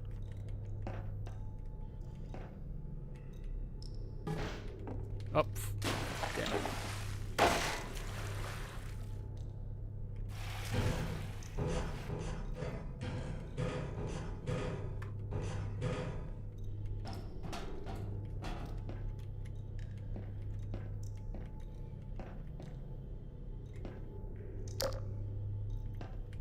Shit. It's not usually hard to get on that. I'm not sure why I'm messing up. But yeah, you can't do it from here. You need to get to that valve. Yeah, that's right. Very soon we're going to see like a seesaw buoyancy puzzle, actually.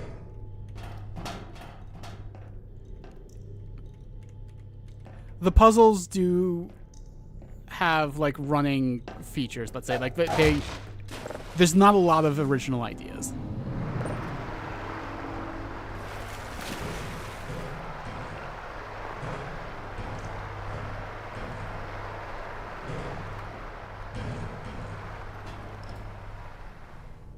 Okay, now that water is filled up. More man hacks. I could just leave them behind. In fact, I'm going to. They can't go underwater. Oh shit, this thing. There we go. At least I don't think they can go underwater. Well, they can't. I hope they can't follow me. Almost out of oxygen. Okay.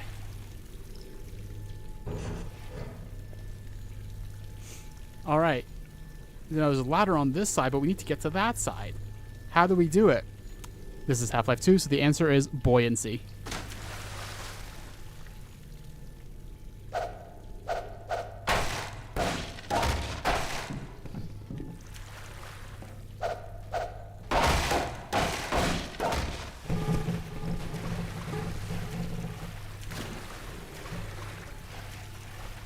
That might be good enough. I might not need to get the other ones.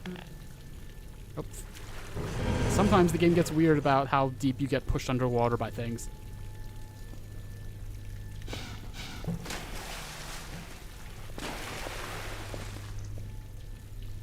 Yay. Yeah, that is true, Pepper.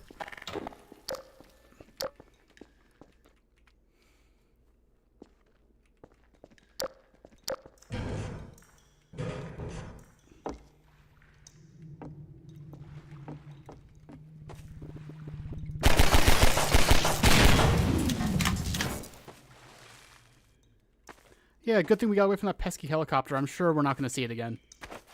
It's never coming back, ever.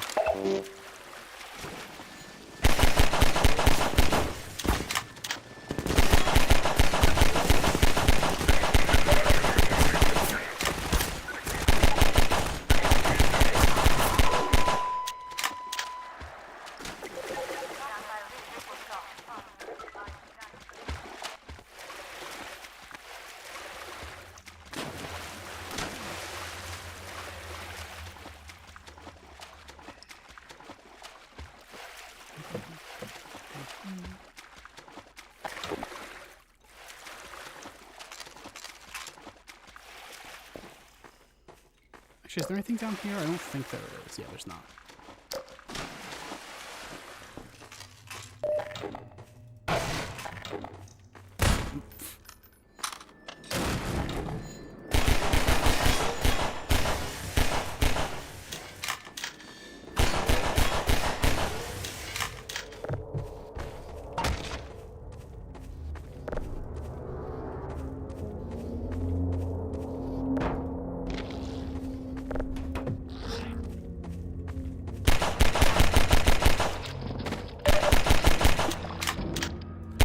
Game hard? It can be, especially if you're not used to it. I am very used to it, though. And I'm probably still going to have trouble with some parts.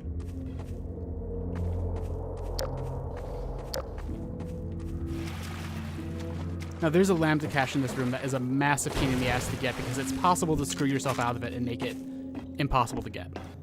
Based on, like, you see how these things move? You can destroy the bridge accidentally that you need to be on to get there. Oh, there we go. I got it, but I have messed it up so many times before. Because this piece of metal can fall.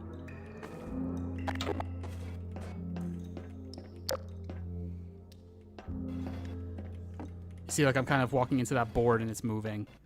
And it's possible to just do it just wrong and have everything fall. And also, if you fall down, you can't get back up to get it. Oh, we're at the toxic waste section now. So, solid toxic waste, okay. That toxic waste will hurt you immediately, like the liquid one.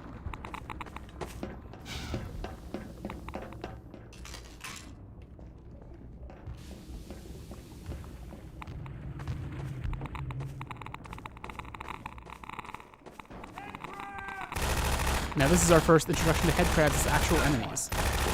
And also, this is a weapon crate or a bullet crate. It has infinite ammo for whatever type of whatever type of weapon. This is for the SMG. We got word you were coming. You got here at a bad time. Black Mesa East to Station 6. Do you read? Dr. Freeman is on his way downriver. Lend him the airboat and give him all the help you can. Repeat, Gordon Freeman has returned. It is critical he reaches Black Mesa East.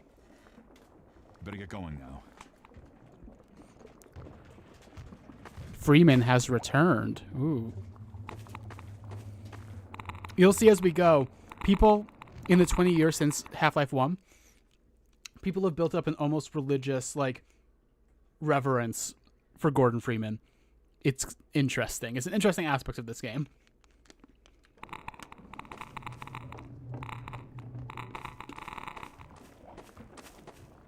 It's been about 20 years, yes. Because Alex was a baby when Half-Life 1 happened, and now she is an adult. Incoming! They're shelling us!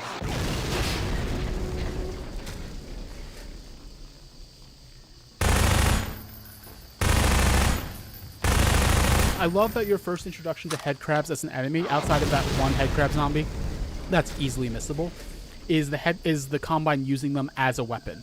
In Half-Life 1, they were just like neutral enemies that just wanted to attack everything. But yeah, now like the Combine trap them and then put them in missiles and use them to shell places.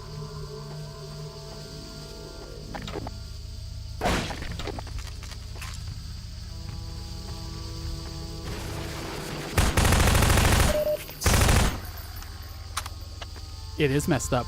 There's an area that centers around it that we're probably not going to get to this stream.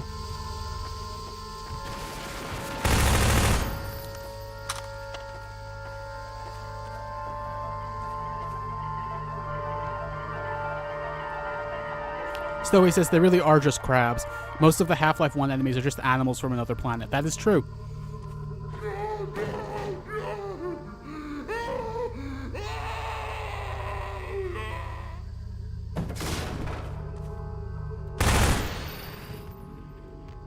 You should play these games.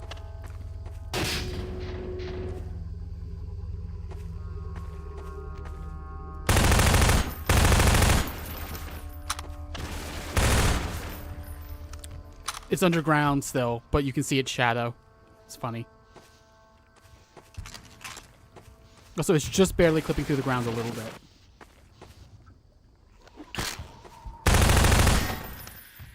The zombie sounds are reverse messages. They're bad.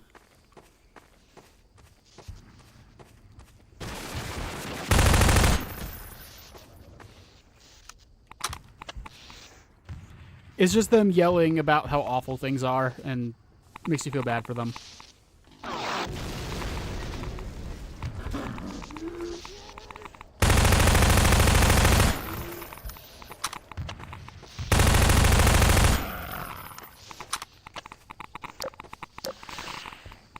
Oh yeah, sometimes when you kill a zombie, the head crab is still alive and it'll get up. Yeah, basically. What Stowaway said.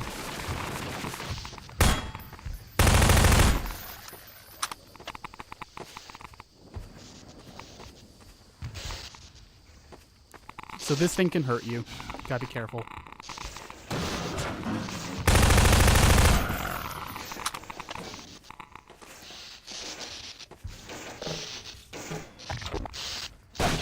It is worse when they're on fire, which is gonna happen.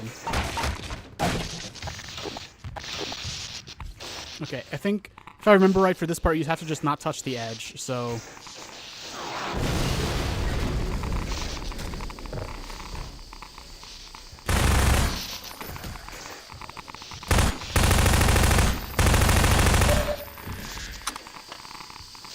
Yes, the sewage is radioactive. This is toxic waste. I wasn't exaggerating when I called it that. Yeah, the suit has a Geiger counter on it, which is what you're hearing. Alright, those are head crabs. We're gonna see way more of them.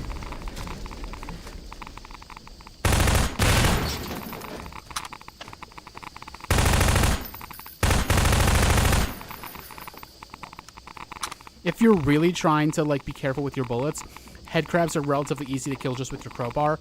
But like I don't care that much. I used to play it that way. I don't play that way anymore.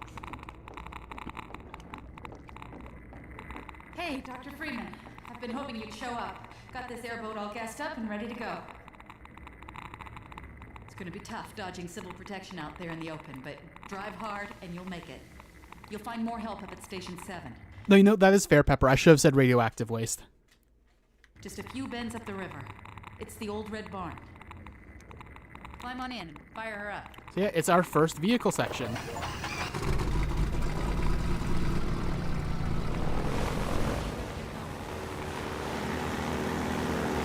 And as soon as they give you a vehicle for the first time, they give you this whole big area out here just to practice with. Nothing's going to happen here, and then you move on when you want to. The airboat, being an airboat, can go over both water and land.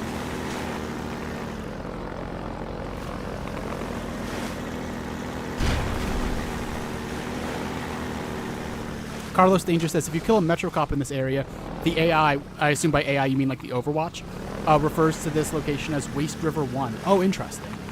And For Our Comfort says, I'm working on a mod that replaces all the ground enemies with combine shotgun soldiers, plus some other things to change things up for your 100th Half-Life 2 playthrough. That would be really fucking hard. Good luck.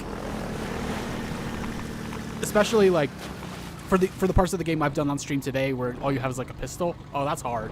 But I guess then you'll get to get their shotguns, so it kind of evens out. Pepper says, imagine some of the water splashes up and gets in your mouth. I don't want to imagine that. Also, guess hello to new people. Welcome.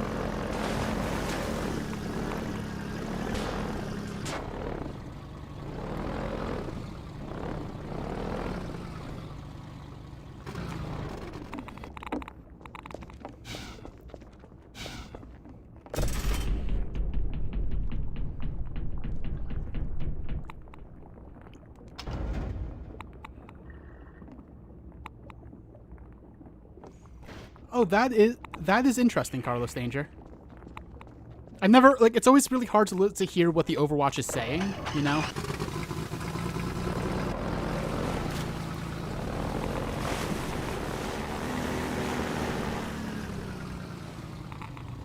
Oh no, this is not my first playthrough by any means. I just really felt like showing this game off. Like, I'm actually in the middle of a Death Stranding run right now that for various reasons I couldn't do today for my stream. So I was like, hey, why don't I do Half-Life 1? I've wanted to do that on stream forever. I always forget where the ladder is that I'm thinking of.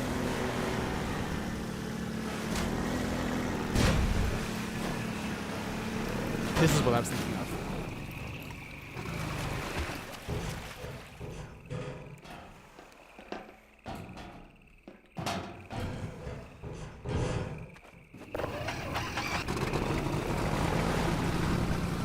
We were told to look out for a red barn. So let's check it out.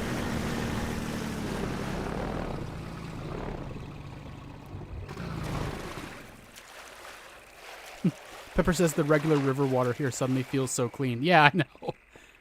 That is... It's a lot of contrast, you know? It's a big change all of a sudden.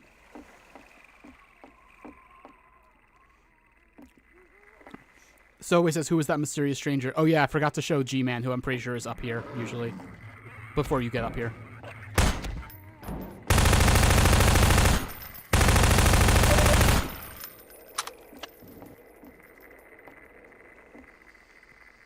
Oh.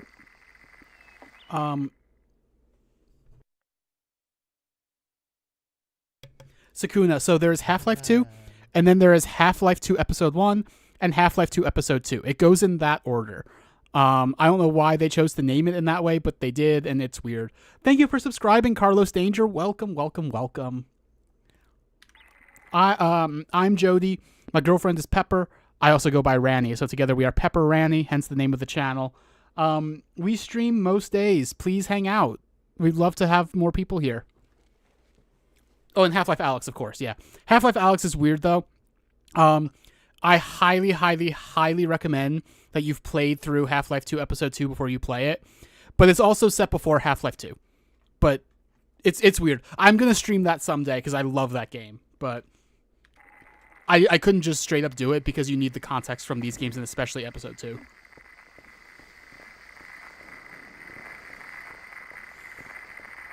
So I showed this map before.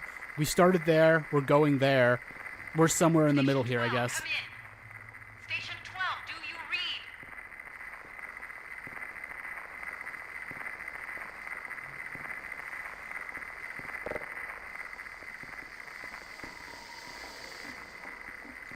Hi, Mortimer Winchester. I like that name.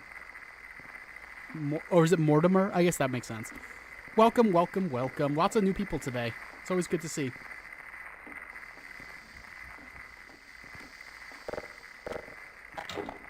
How am I? I'm good. How are you?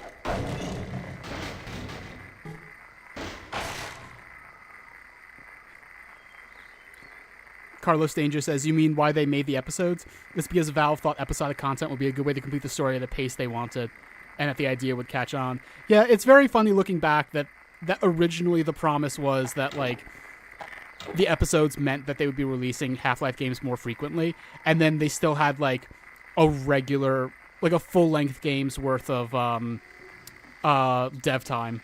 But whatever, the episodes are still really good. It kind of sucks that they stopped after episode 2, though. It's right on the cliffhanger, also. Your BF recommended the stream? Oh, who's your BF? Is it someone that we would recognize?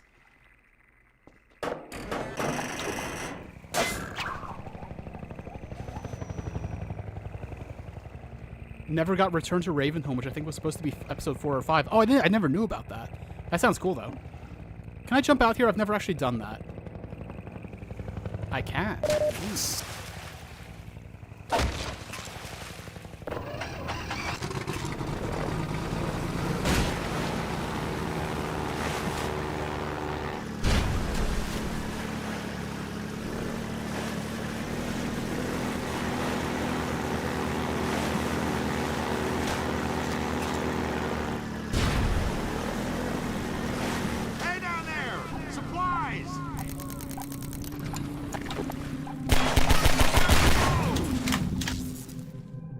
I appreciate this guy. He's probably gonna die. Oh, Carlos Danger, I am just going to remove that just because that is a spoiler. I want this to be a relatively spoiler-free stream. But yeah, I see what you mean, though.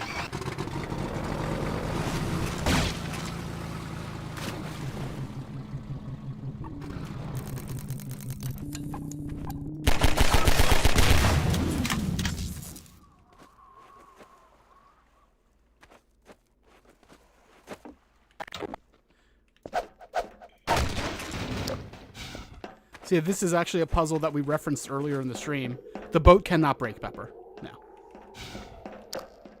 So we talked about how there's a lot of Half-Life seesaws.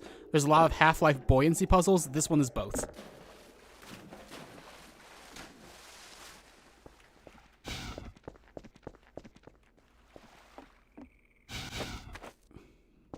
We gotta get this propped up enough to be able to shoot us over there. And we're going to do that by putting some floating barrels underneath it.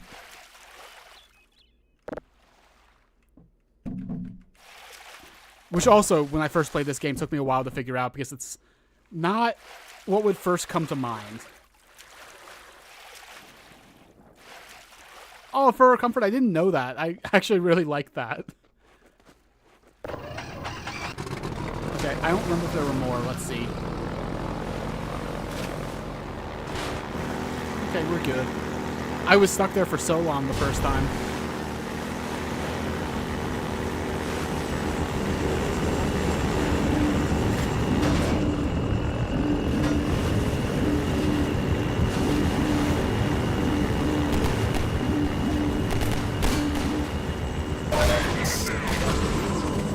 It's so satisfying.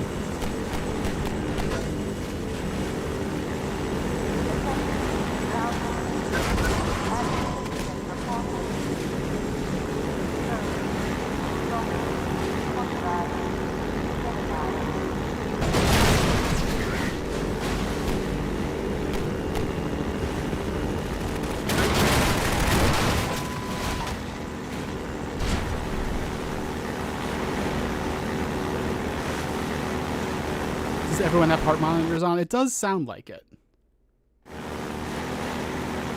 Oh, that sounds cool, Carlos Danger. Also, can I call you Carlos or Danger, or do you just want Carlos Danger to be the whole thing?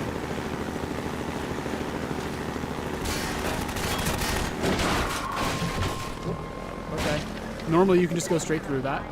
Carlos is fine? Alright.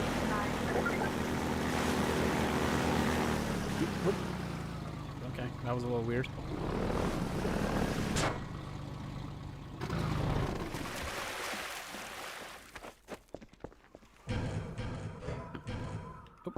Oh, okay. Oh, there we go.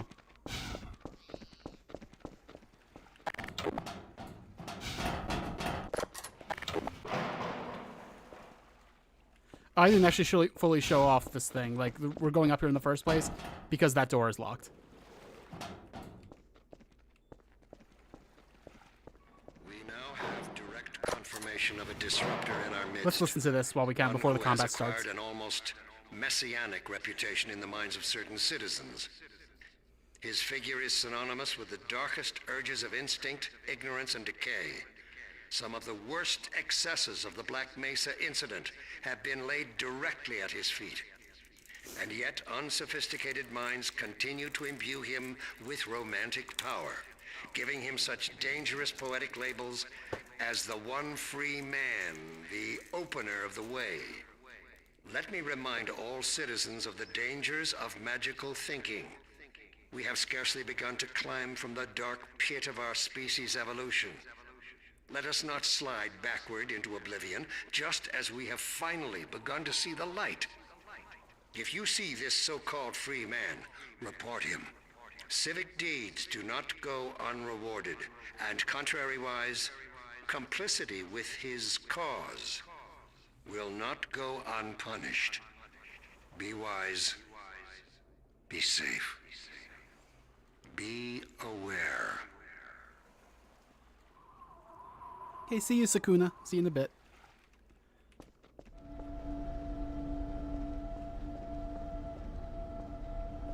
No, Pepper, no. Glad we changed that texture. We have grenades now. They're just grenades. Primary fire is to throw them. Secondary fire is to roll them, like, gently.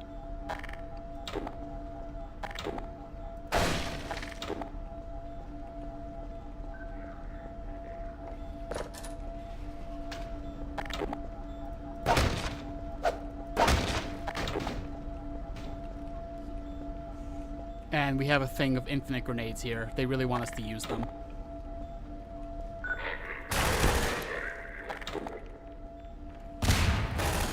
Uh-oh, uh-oh.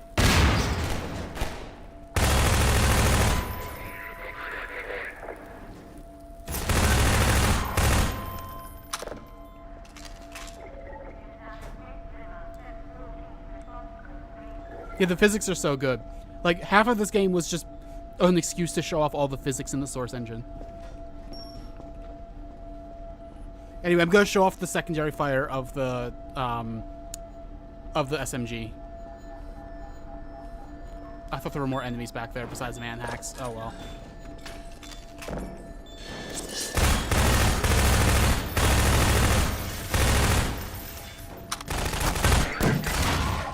Yep, it just shoots grenades. It does exactly what you would expect from a grenade launcher. Or from the secondary fire, the grenade. You know, from what I said. God damn it. I promise I can speak.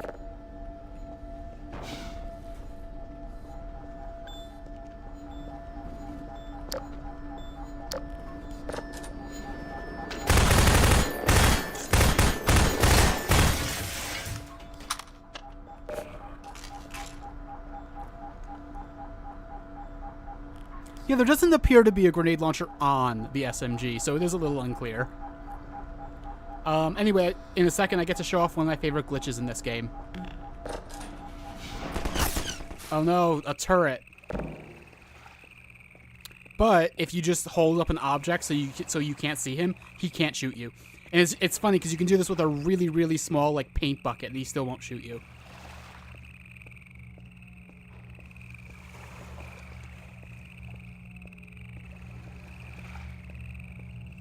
This is a glitch.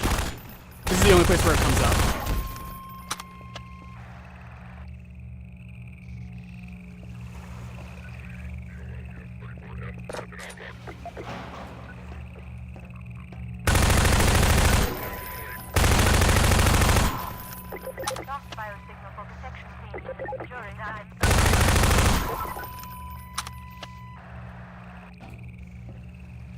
Also, yeah, the cover, as Pepper noted, is very liquidy and cool looking.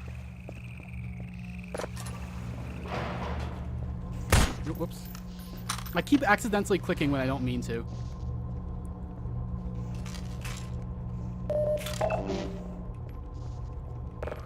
Oh, so this is what the grenades look like, just when they're not in the crate. I appreciate that they didn't just go with, like, standard, like, pineapple grenades, you know? They look a little different. They look like the way flashbang grenades look in a lot of games. Also, yeah, might as well look at the actual model in our hands. You see? Yeah. That was dropping the grenade. That was the secondary fire. Oh. For our comfort, thank you for letting me know. I did not know that. Can climb into the dumpster outside. Oh, fuck.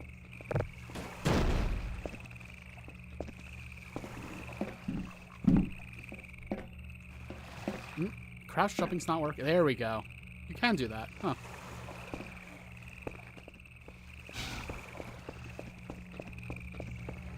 You can use the ladder. What, like the ladder on the side? I never knew about that! Wow! You wouldn't look at that and expect to be able to use it in most games. That's really funny. I did not know about that at all. This one too. Oh. You said there's an SMG grenade on one of the generators? Never knew about that either. Oh, I see it. That's what the SMG grenades look like. That's cool. I had no idea about either of those things.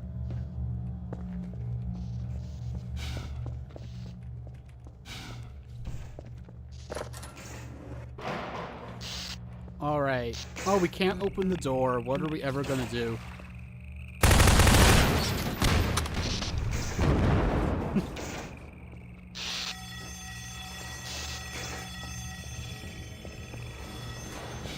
Well, I am autistic, and that's not a bad thing. I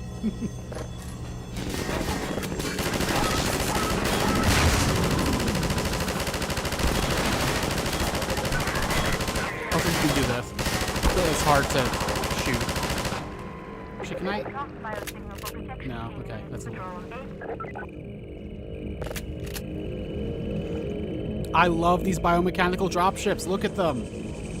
I love them.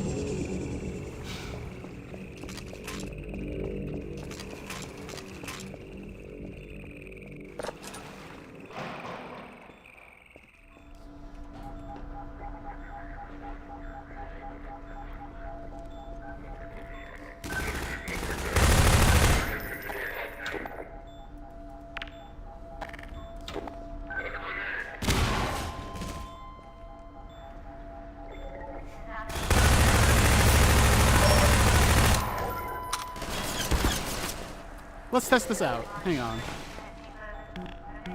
Okay, pick up the man hack. Let me find...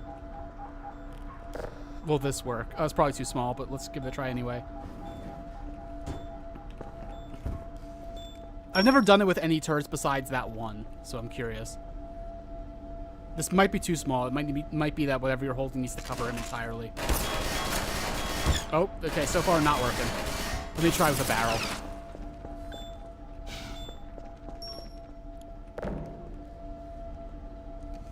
Do you have to crouch to make it work? I think so. Oh, it seems to be working. Huh. It does work for all turrets, I guess. I just never use it for anyone but that one.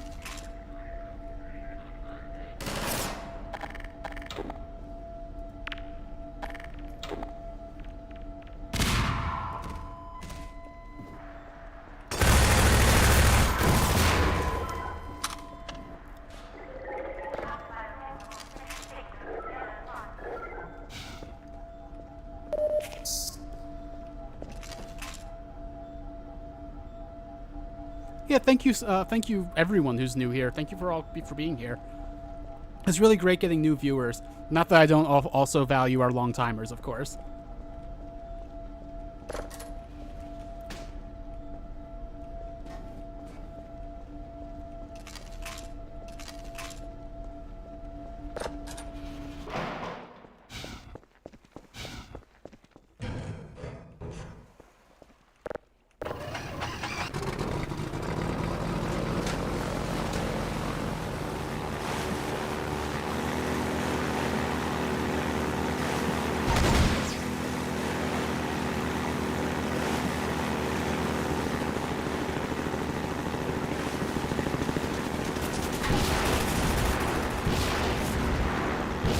we're fully in the set piece now with all the evading with the airboat and all of that.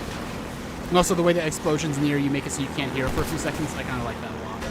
Oh, shit. Oh, like I said, okay. Oh, shit. I've never had that one happen before. I thought I got grabbed by the barnacle.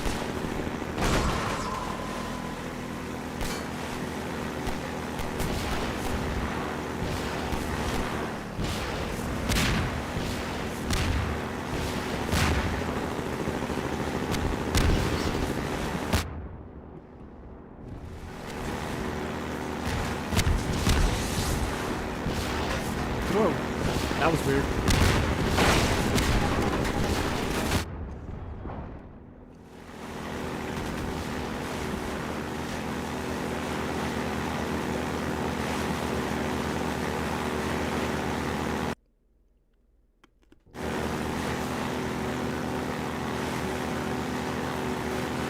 Yeah, for our comfort, that's part of why I like to stream games I already know. Because I found that when I'm streaming new games, there's so many things I want to do at once, like so many other games I want to play, that it ends up kind of... I just kind of bounce out quickly when I'm streaming it, whereas for games I've played before, I'm just so into like, oh, let me show you this cool thing, and like that keeps me into it.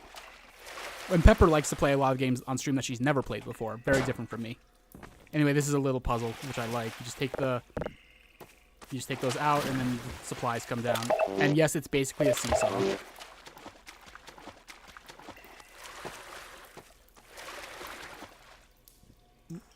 What was my favorite TV show when I was a kid? That's a good question. I guess for a while I really liked Futurama, if we're talking like as a teenager. I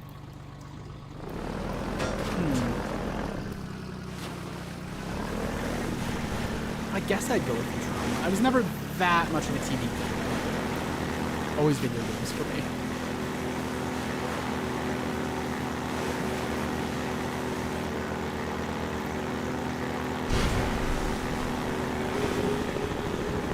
For this set piece. It's like, hey, we had one set piece where we had to go into a little area to open up a gate, and now it's that, but bigger. Half-Life does that sometimes, where you get two set pieces in a row that are just like basically the same thing as each other, but an escalation. And we're also about to get a new gun, which I'm excited for.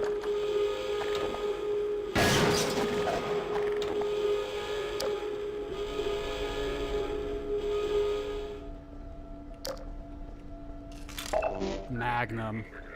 Basically a one-shot kill. You can only ever hold, how many bullets? Fuck. Not very many bullets. Like, basically 3 mags worth. Including the one that's in it currently. So, like, 18 bullets. My favorite game as a kid? Depends on the time. Like, I was really into Perfect Dark for a while. I still love that game. 18. Thank you, Carlos. For some reason, my brain was just not... I was trying to do math, and I just couldn't. I don't know why. Yeah, I liked Perfect Dark a lot as a kid. I liked Halo 1 a lot, and Halo 2 later. Yeah, boat section is a little long. Yeah. I know I'm missing games. I know I'm missing some. But, like, let's just say Perfect Dark and Halo 1 and 2. Oh, and Knights of the Old Republic. Like, both of them. Which are probably are games I want to make Pepper play on stream at some point. For the new people on channel, Pepper and I, like, one of our stream series that we do, usually on Friday, is Lesbians Love, which is just like one of us is making the other play a game. Right now, I'm making Pepper play Okami. Yeah, I don't know why I pronounced it that way. I'm making Pepper play Okami, which is a game I love. We usually alternate who's showing who games.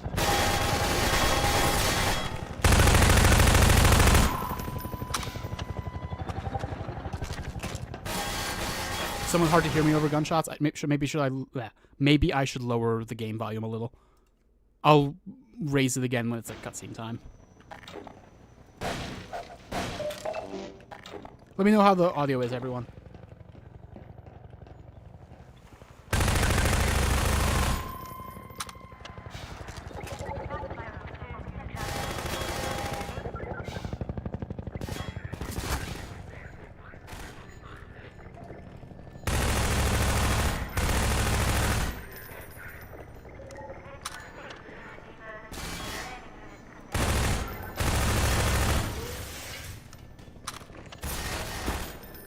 Oh, a sound effect slider in-game. That's a good idea. Let me check.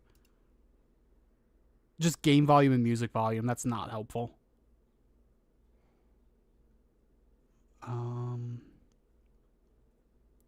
Yeah, that's not very helpful. What difficulty are we playing on? Normal. Normally I would probably play on hard, but streaming makes the game harder than it normally is, you know. Because you gotta really focus on lots of different things at once.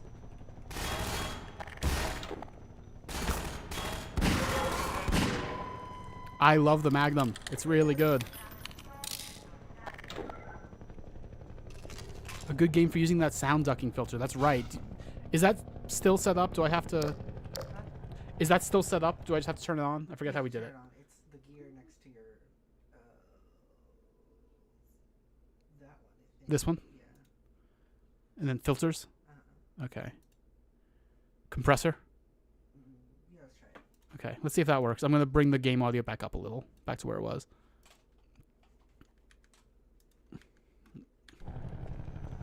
All right, everyone, let me know how this audio is, especially when I'm talking. The game audio should go down now. We'll see how well that actually works. Totally forgot we had that filter.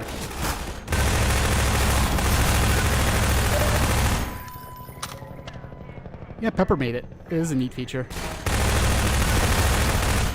Pepper's like the knowledgeable one about like those sorts of things.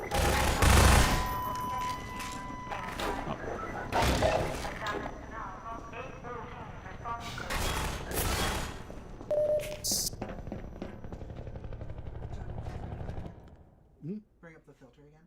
Sure. I think we might have to increase it. Can you read what those... Ratio, threshold, attack, release, output gain, and sidechain / ducking source.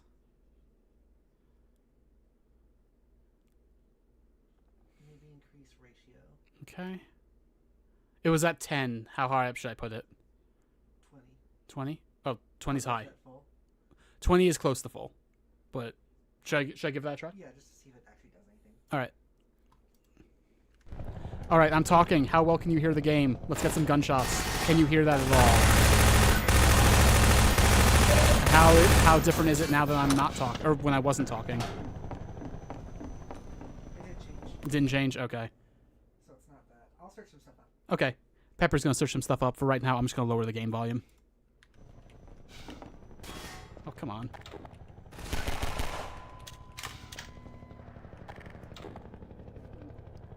Thoughts on the anniversary update for like workshop content and developer commentary? I don't know about it. Can you tell me more?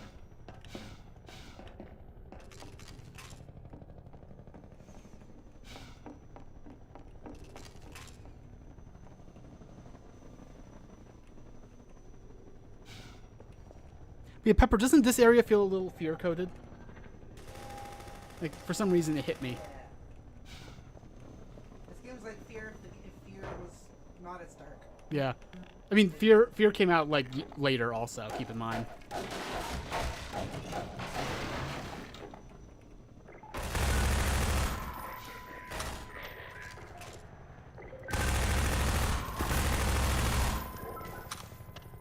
Pepper has a solo stream series that she does that's, like, not explicitly about horror, but is like usually horror games, and for that I made her play Fear 1 and she really liked it, and that made me very happy because I love Fear 1. Skull Crusader says, wanna spoil. We're gonna try to keep this a spoiler-free stream, even though I have played this game fully. Another new person. Welcome, Skull Crusader. What was that? Half-Life brings people in. Half-Life brings people in. That is true. Brings people together. Yeah. Okay, open up those settings. Okay, opening up those settings. So, what is the source? The auto-ducking source? Our microphone. Okay.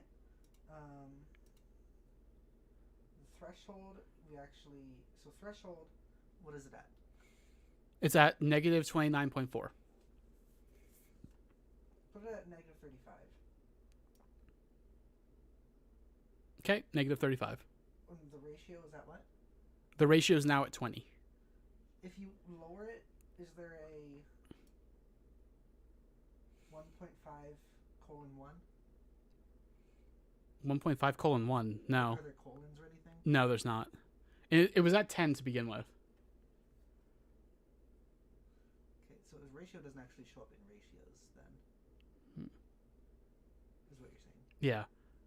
Or it's like it goes up in 0.5 increments, so if that doesn't mean what it seems to mean, it could just be like 10 to 5, but it doesn't seem like that's the case. What's the attack?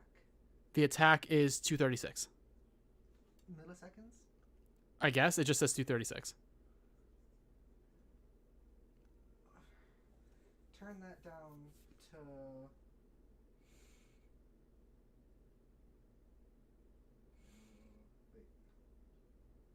Sorry, everyone. 1 second. Put it down at 2. Down to 2? Yes. From 236? Yes. Okay. This is what this thing's saying. I'm looking at. All right. It's at 2. The ratio's at 10? Yeah. Okay. Threshold's at negative 35. Or negative 35.7 because it's hard to get it down that specifically. Slight peek behind the curtain for everyone. Okay. Try that. Try this? Okay. Yeah. Everyone, when I get back into gameplay, let me know how the audio sounds when I'm talking, if it ducks down or not. Also, before I even go in, I'm just going to respond to some things. For Our Comfort says, Half-Life 2 recently got an update that put the episodes into one game with Half-Life 2. That's right, I did notice that in the main menu. That was interesting. I didn't think much of it, but it is, yeah, that is definitely a change. If you're interested in game development and, and added workshop support. If you're interested in game development and funny stories, you should try the dev commentary mode. So I listened to the dev commentary back when the Orange Box came out. Is it different from that dev commentary?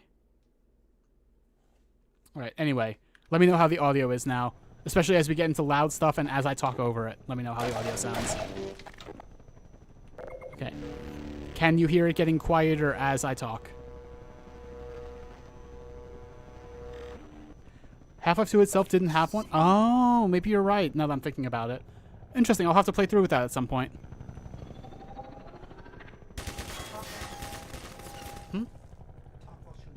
Talk while shooting. Hang on. How does this sound for everyone? How does it sound? Did it noticeably go down? Also, I'm gonna quick load.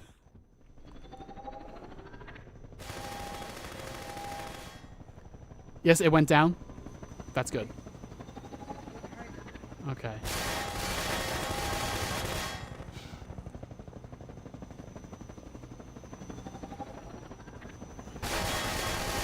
It sounds better than before. Okay. Thank you. Where am I going?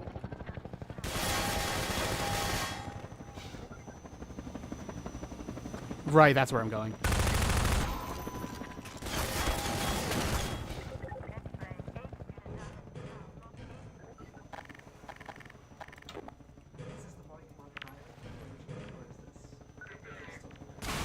Sorry? Is this with the volume on high like originally, or still a little bit lower? Still lower. Oh, okay. I'm okay with it, I think. Okay.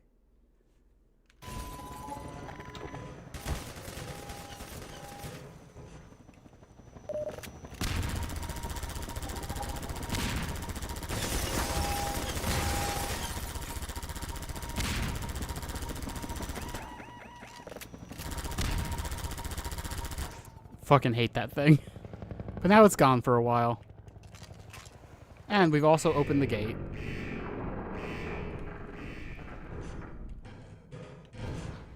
And it loops back around right to where we entered here.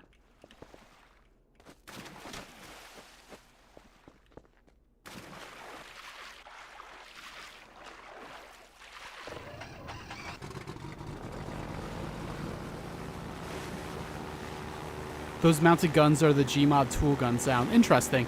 They do definitely have a different noise than the other mounted guns. A different model too. They do everything they can in this part to make you hate this chopper.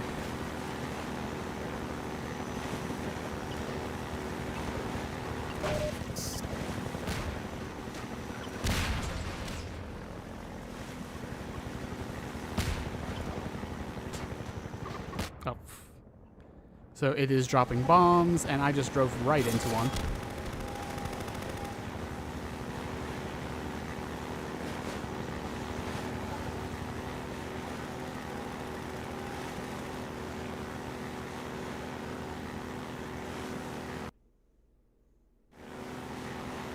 Infinite bombs be upon ye.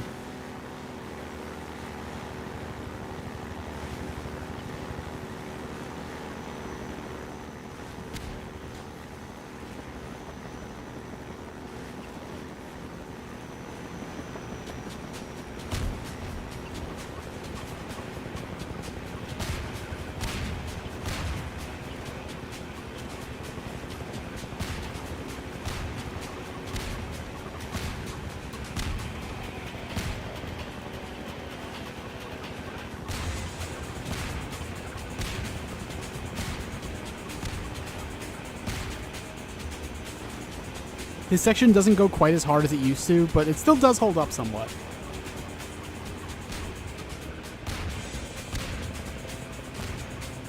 How many bombs can you fit in that fucking thing?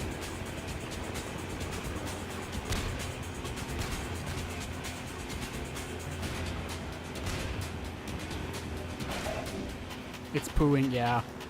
Oh, that's why this area is so toxic. Oh.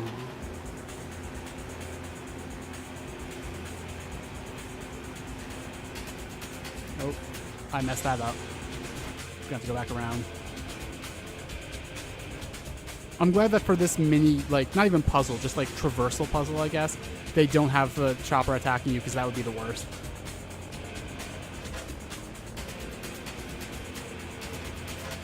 Oh, that's happened a few times.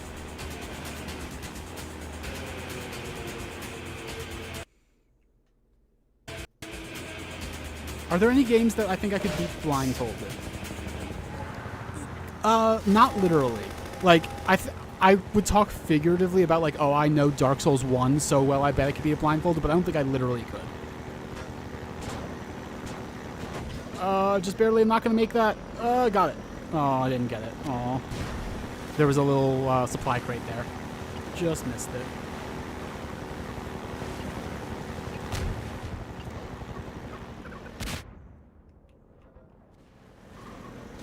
Ah.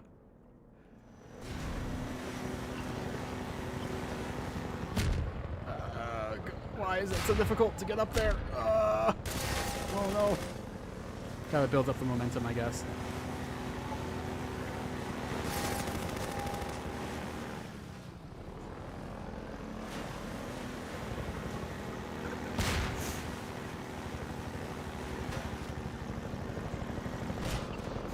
I took damage from hitting the wall that hard.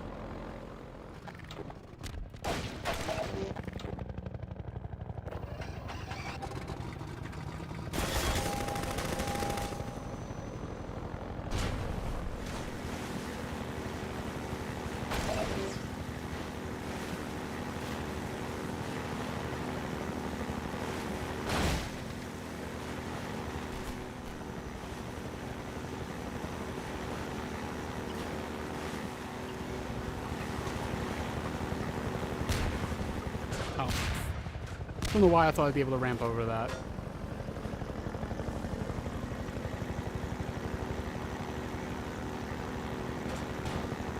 I've never actually explored up here.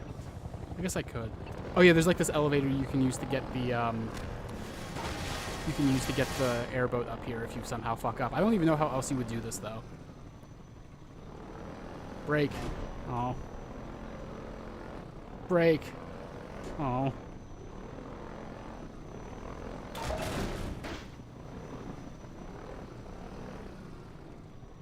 Alright. There is health and energy on the wall. Let's get that.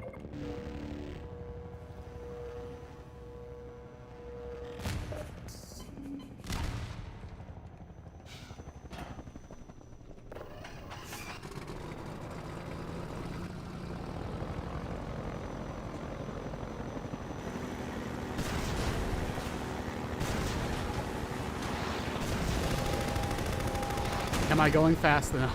Probably not. But we get to see the whole thing. Ooh. That was mind-blowing for the time. And also, whenever I'm on the highway and I see smokestacks, I think about that.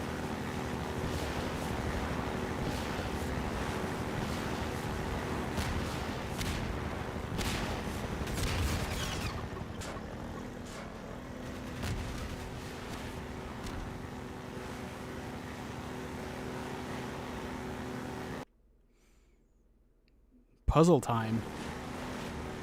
You'll never believe it. It's a puzzle that's basically a seesaw. But this one's not literally a seesaw. They're breaking new ground.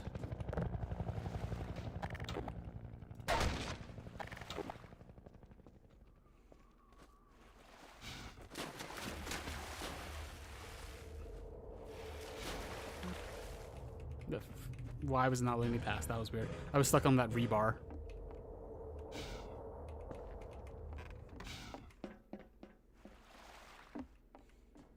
Gotta push this. Gotta push this washing machine. And it's now heavy enough to act as a counterweight. It's basically a seesaw. It's basically a seesaw.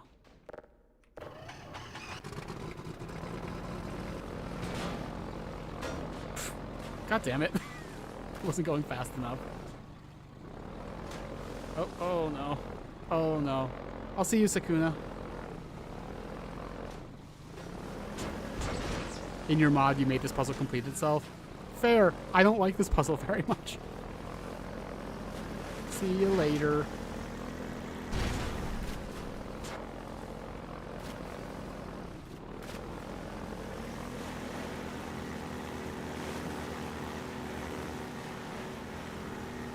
And a little break section. You're Freeman, aren't you? I wouldn't believe it if I couldn't see it with my own eyes. Dr. Gordon Freeman himself.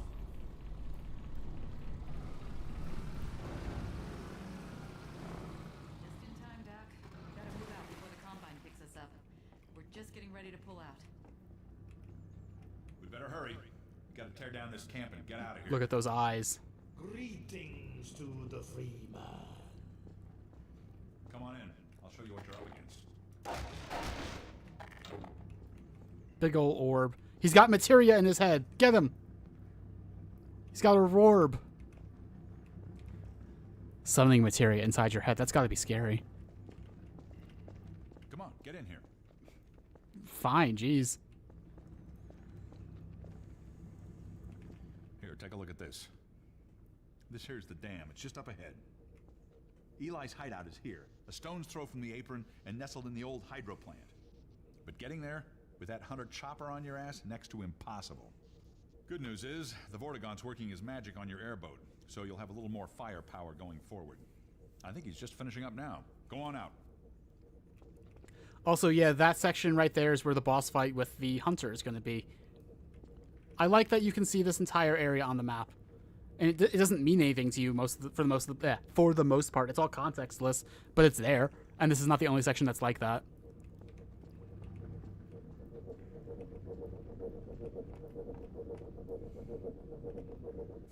There we are. That gun came off one of the same hunter choppers that you're up against. I always like to bring a little irony to a firefight. Take that chopper down, and you should be able to tear on through to Eli's place. The Freeman will accept this weapon or suffer greatly on the road ahead.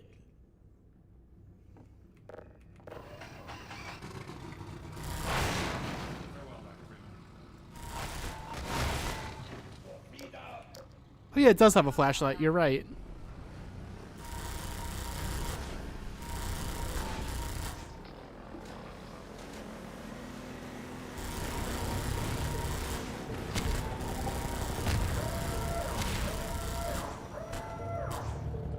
Oh, you see in the bottom right, we've got to let our ammo build back up. At least you don't have to collect ammo, but you can only fire in bursts.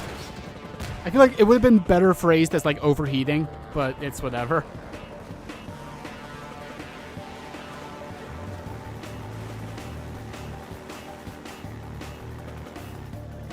So you see that, like, that one reticle? That's those 5 dots. That tells us where the center of, like, basically where the boat is centered. And then we have this other reticle that can move. That tells us where the gun is aiming.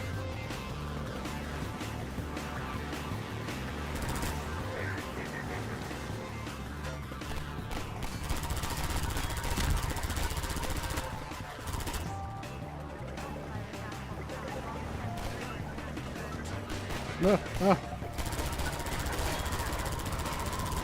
airboat has been misbehaving on this run so far for some reason. Like that. You can shoot down the missiles.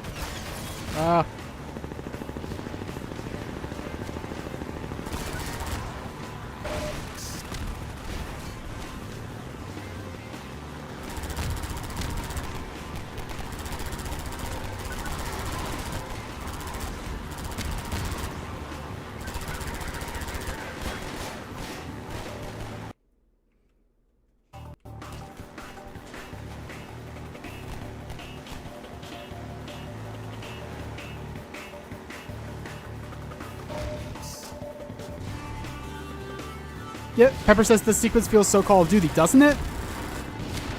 For people who weren't here for for people who weren't here at the beginning of the stream, I prefaced this by talking about how you can still feel the influence of Half-Life 2 to this day, and in particular, it feels like Call of Duty owes a lot to Half-Life, and I don't say that as a full compliment.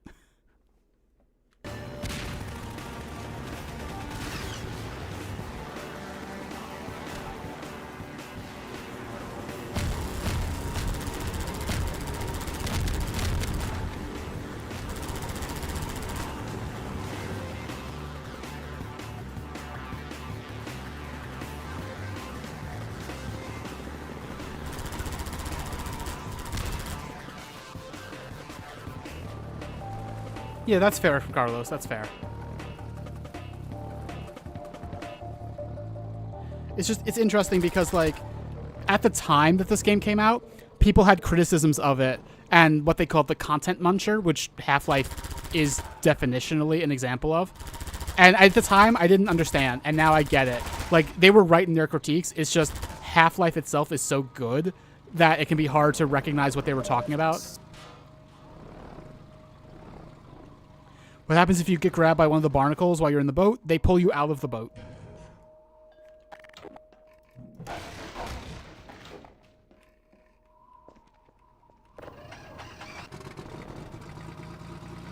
So content muncher is not a term that's used much anymore, but what it basically meant was a game that's not really that much about your participation. It's just we have set piece A that you're going to experience, then set piece B, then set piece C. And you're not exactly a passive participant, but you're not making those the set pieces happen, you know? Like, you're on a roller coaster. And some games, I think that works well. And in other games, I think it's awful. And it works really well in Half-Life, but it led to a lot of other games to try that approach in a way that I don't think was very good.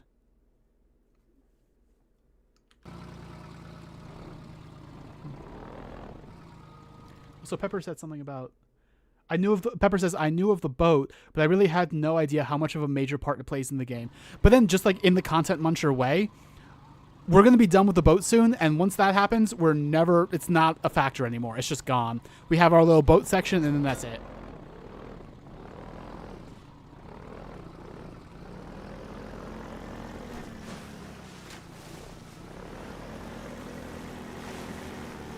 Oh, for some reason, I thought you go under, even though I've played this so many times before.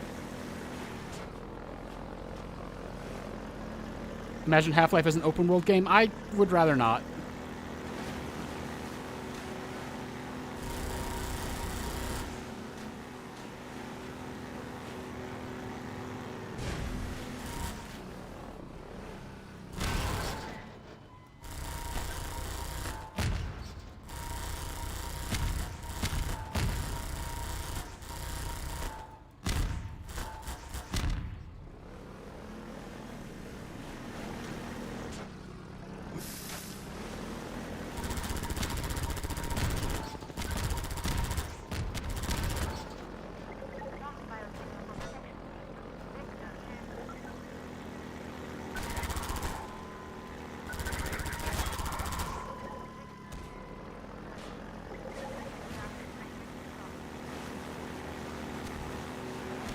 Gonky gong, yeah. Oh, shit. There we go. That's what happens if you run into a barnacle in the boat.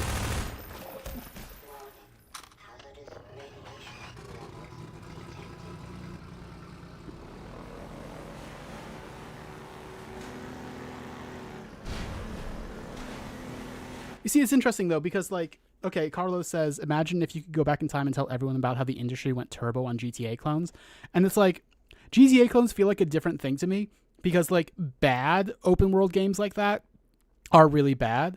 But every now and then you get your Breath of the Wild, or you get your Elden Ring, or even Ghost of Tsushima, which is pretty generic from like a structural perspective, but is still at least applying it in a good way. You know what I mean?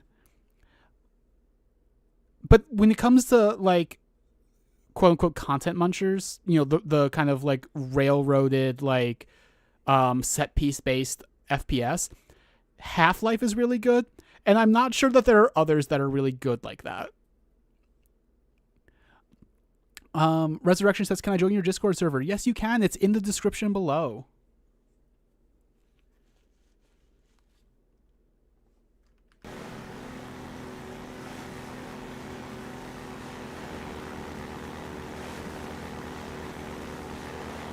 Well, I guess when I talk about, yeah, I mean, that's true. There are definitely games that need to be open world, and there's games that work better as a linear story. But like, when I talk about like, oh, it's hard to know if there's any good, like, quote unquote content muncher FPSs these days, it's hard because that's not really a full genre. It's just kind of like a label that gets applied to games in like a usually derogatory way. So it's kind of hard to really set any hard lines. You know what I mean? Oh, whoops.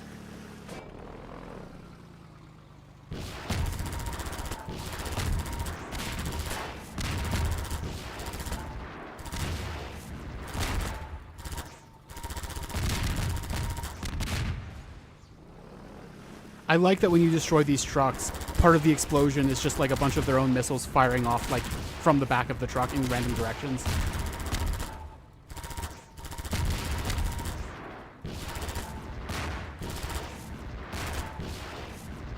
I have to just focus on the missiles for a bit to let the ammo replenish.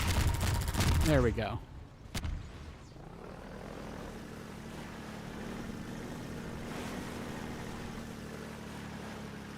Yes, good point. Thank you for asking, Pepper. Yeah, you could absolutely have a game in this setting that was more immersive simmy. In some ways, it's not an immersive sim, but Half-Life Alyx feels a little more in that direction. A little more. It's still very much this kind of FPS. All right, he, him, and she, her, and not sure for comfort yet. Indifferent, but he, him. Okay, got it. I'll do my best to remember those.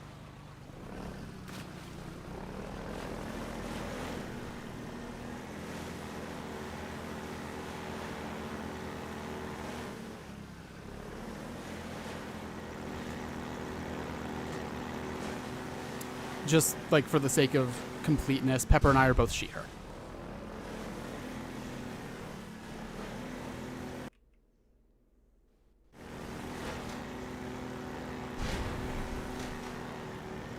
All right, here we go.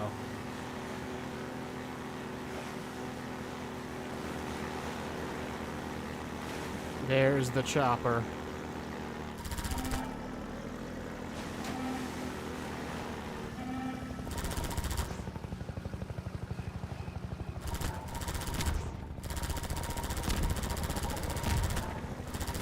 Pepper, Resurrection's having Discord trouble. Would you mind, like, helping her with that? I can't really do it while I'm streaming.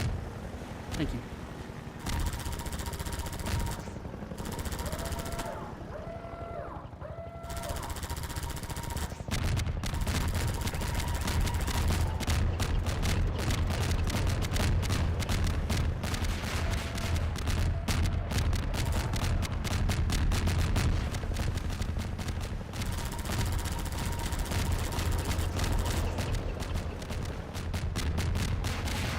Yeah, this is also very much not my favorite boss fight in the series.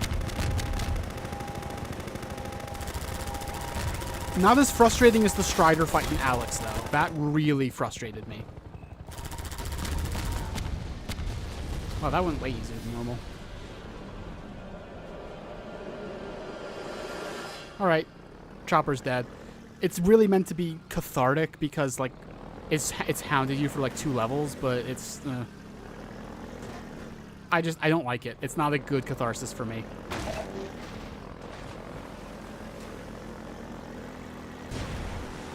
Yeah, I normally try not to let the kinds of questions like, oh, how'd they fit all those bombs in there really bother me. But for this one, I can't help it. It does bother me. How did they fit all of those?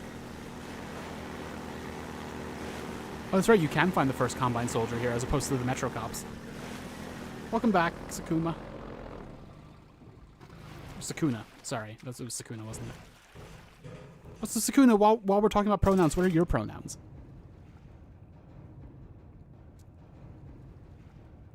Or not while we're talking about it, just after we talked about it, but whatever. So yeah, I think we could just move on from this point, but oh no, we couldn't. We have to open up the thing, don't we?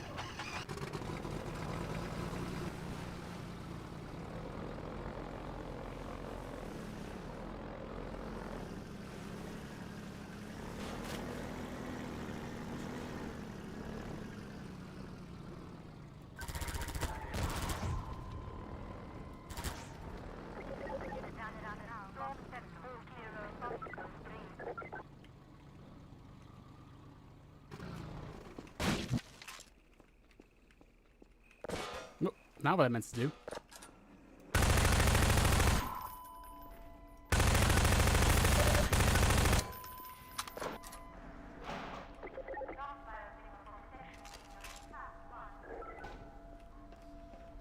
A lot of SMG grenades here. Very handy. And also some Magnum bullets, but I was already full.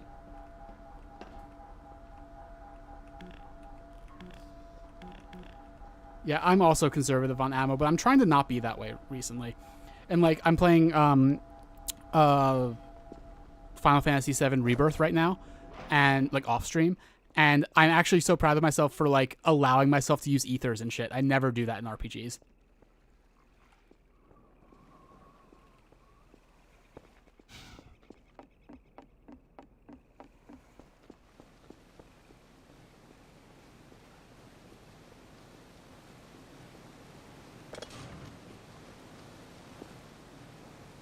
The singing Vortigaunt. I don't know about that.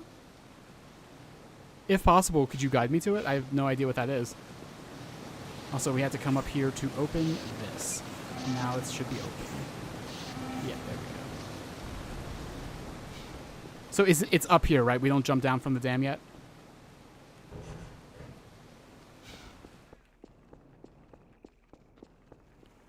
The waterfall noise is a lie. No waterfall. You're right. Well, yeah, I guess you're right. I never thought about it.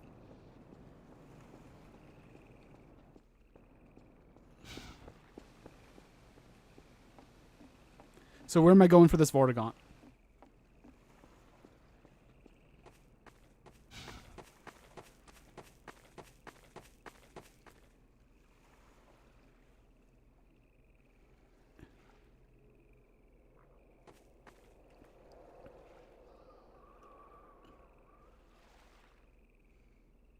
The gate you opened after killing the helicopter, you can find elevated sewer pipes. One is open, you need to stack something to get in there and take damage to run to the end of the pipe. Alright.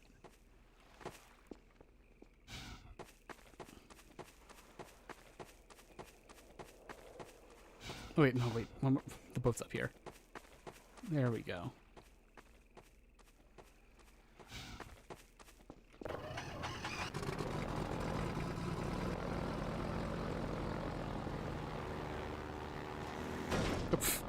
All right, sure. Need to go back all the way to the back of the valley.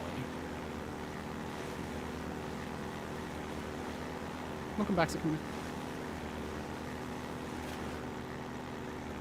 By all the way to the back of the valley, do you mean like back where I start? No, for some reason I took that as back where I started, and I realized as I was going, like, wait, no, you probably meant over, like, back from where you start. Whoops. Oh, like those sewer pipes over there? Oh. I think I vaguely remember seeing this. I think... Right, okay, that one's open. Am I able to jump on the airboat for this? Let's see. Oh. Oh. No, okay, I probably need to find things to stack up. Or I need to... Or wait, can I back up into it? Will that help? Because I can jump on the back of the fan? Oh, that's not correct.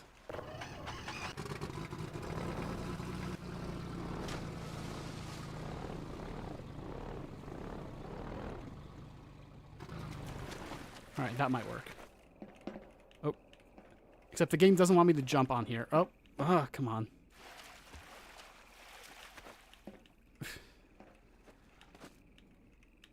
Oh, there we go. Oh, I remember this vaguely. Let me...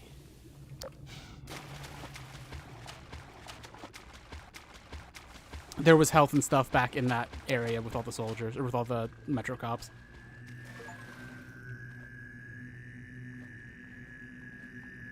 Eating a head crab.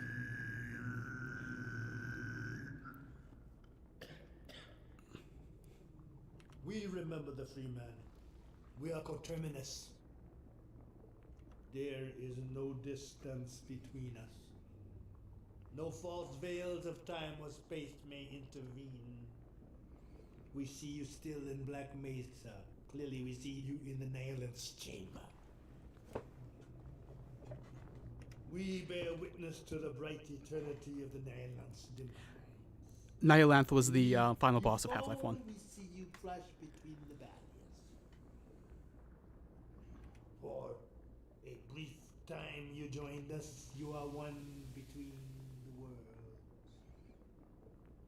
Communion of the vortescence, and that other, a deeper mystery, no deeper than the void itself. We cannot forget those whose cords you cut. Forgiveness is not ours to bestow. Unity of purpose, the shattering of common shackles, a single road we tread. Your song we sing and shall sing for eternity, no matter the consequences of this struggle. You have brought us grief and jubilation beyond measure. We are there still in observance of your final stroke. So, I should make this clearer for people who didn't play Half-Life 1. In Half-Life 1, Vortigaunts were enemy types, which is random enemies, but they were being mind controlled. They were being mind controlled by the Nihilanth, who's the final boss. So you had to kill a lot of Vortigaunts, which is why this Vortigaunt is like, yeah, I can't choose to forgive you. I remember the ones you killed, but yeah. All right, see you in a bit, Resurrection. While our only scattered at your feet, you severed the vocal cord that bound the Nihilants to life and to us. That sharp spur of hope has not dulled to this day. But once the lesser master lay defeated, we knew the greater must also fall in time. With you besides us, a talisman of victory, the day of freedom draws nigh. I actually haven't played Black Mesa. I probably should. It's just, I don't like Half-Life 1 that much. I feel weird for saying that. Our finest poet describes it thus.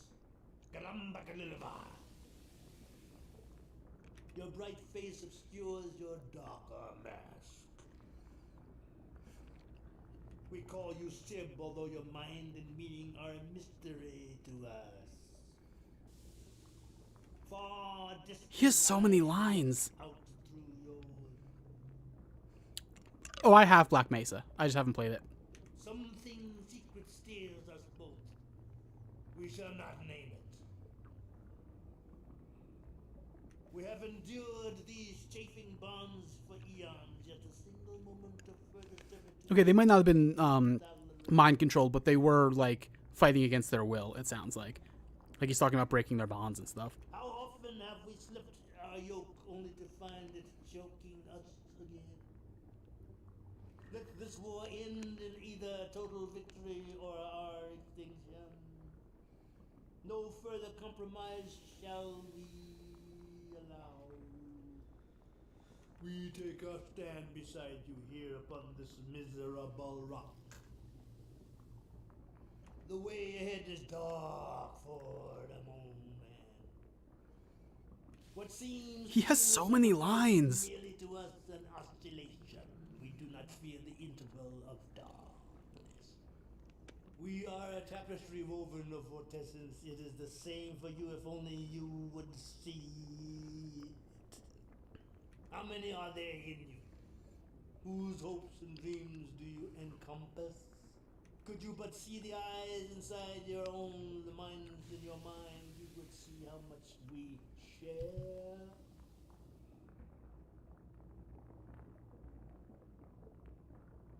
We are you, free men, and you are us.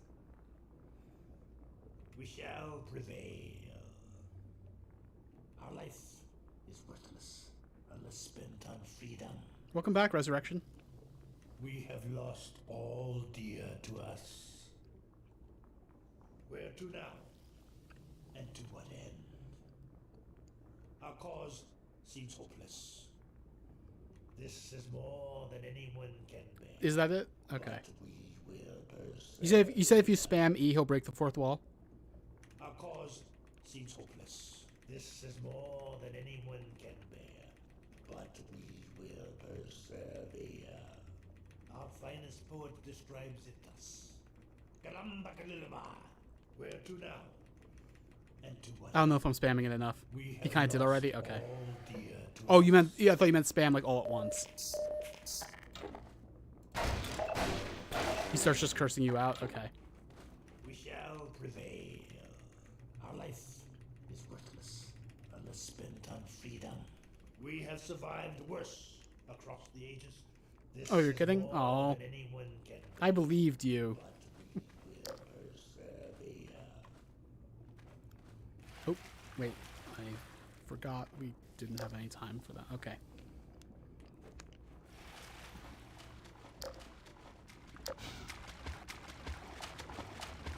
I wish you didn't have to take so much damage for this. Come on. Alright, let's see if we can refill.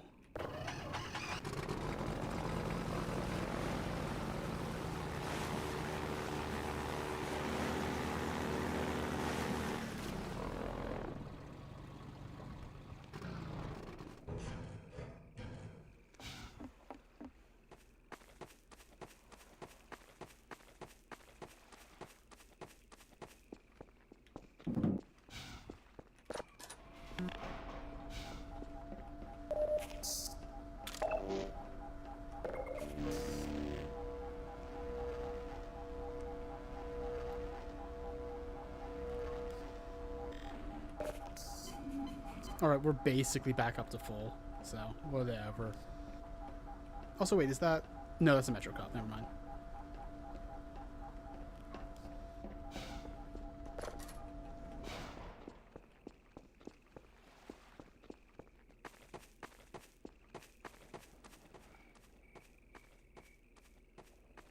Oh, I'm sorry to hear you delete that map by accident. That sucks. Wait, did I see? Yeah. Oh, never mind. That was just... I thought I saw something else, but I was wrong.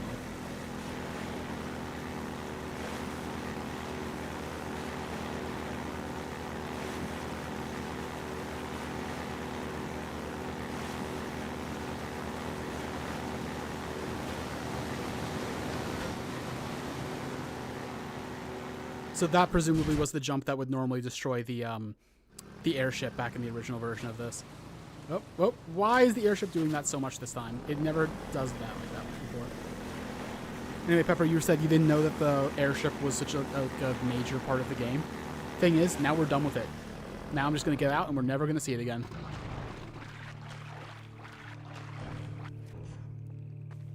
I guess we might get to Ravenholm today. I was assuming we wouldn't.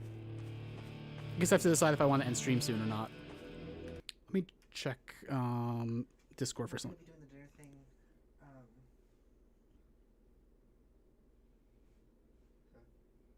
6:30 or 7. Oh, so I should probably end soon. This is actually a really good spot to end if I can't keep going on for that reason. So let me save, and we'll get to Ravenholm next time, and also Black Mesa East. Thank you all for watching. You're all wonderful, beautiful people, and I love you so much. If you'd like to support the channel, please consider becoming a member. If you do, you get special benefits such as emotes, badges, shoutouts, and the possibility of joining Pepper on stream, or me on stream, I suppose. I'm used to phrasing it that way because this used to be Pepper's channel solely, but it is also kind of mine now. Our current tier 3 grub is Shiny Warrior Wolf. Our current tier 2 treats are Stowaway and Pie the Queen of Orange. And our current tier 3 full tummies are Nonex and Moopy Star. Thank you all so much. Discord server and Blue Sky are in the description. And it's not scheduled yet. I'm kind of feeling like I want to do another Half-Life stream tomorrow. If I do, it'll be 6 p.m. Eastern again. I might not. We'll see. Kind of feeling like it, though.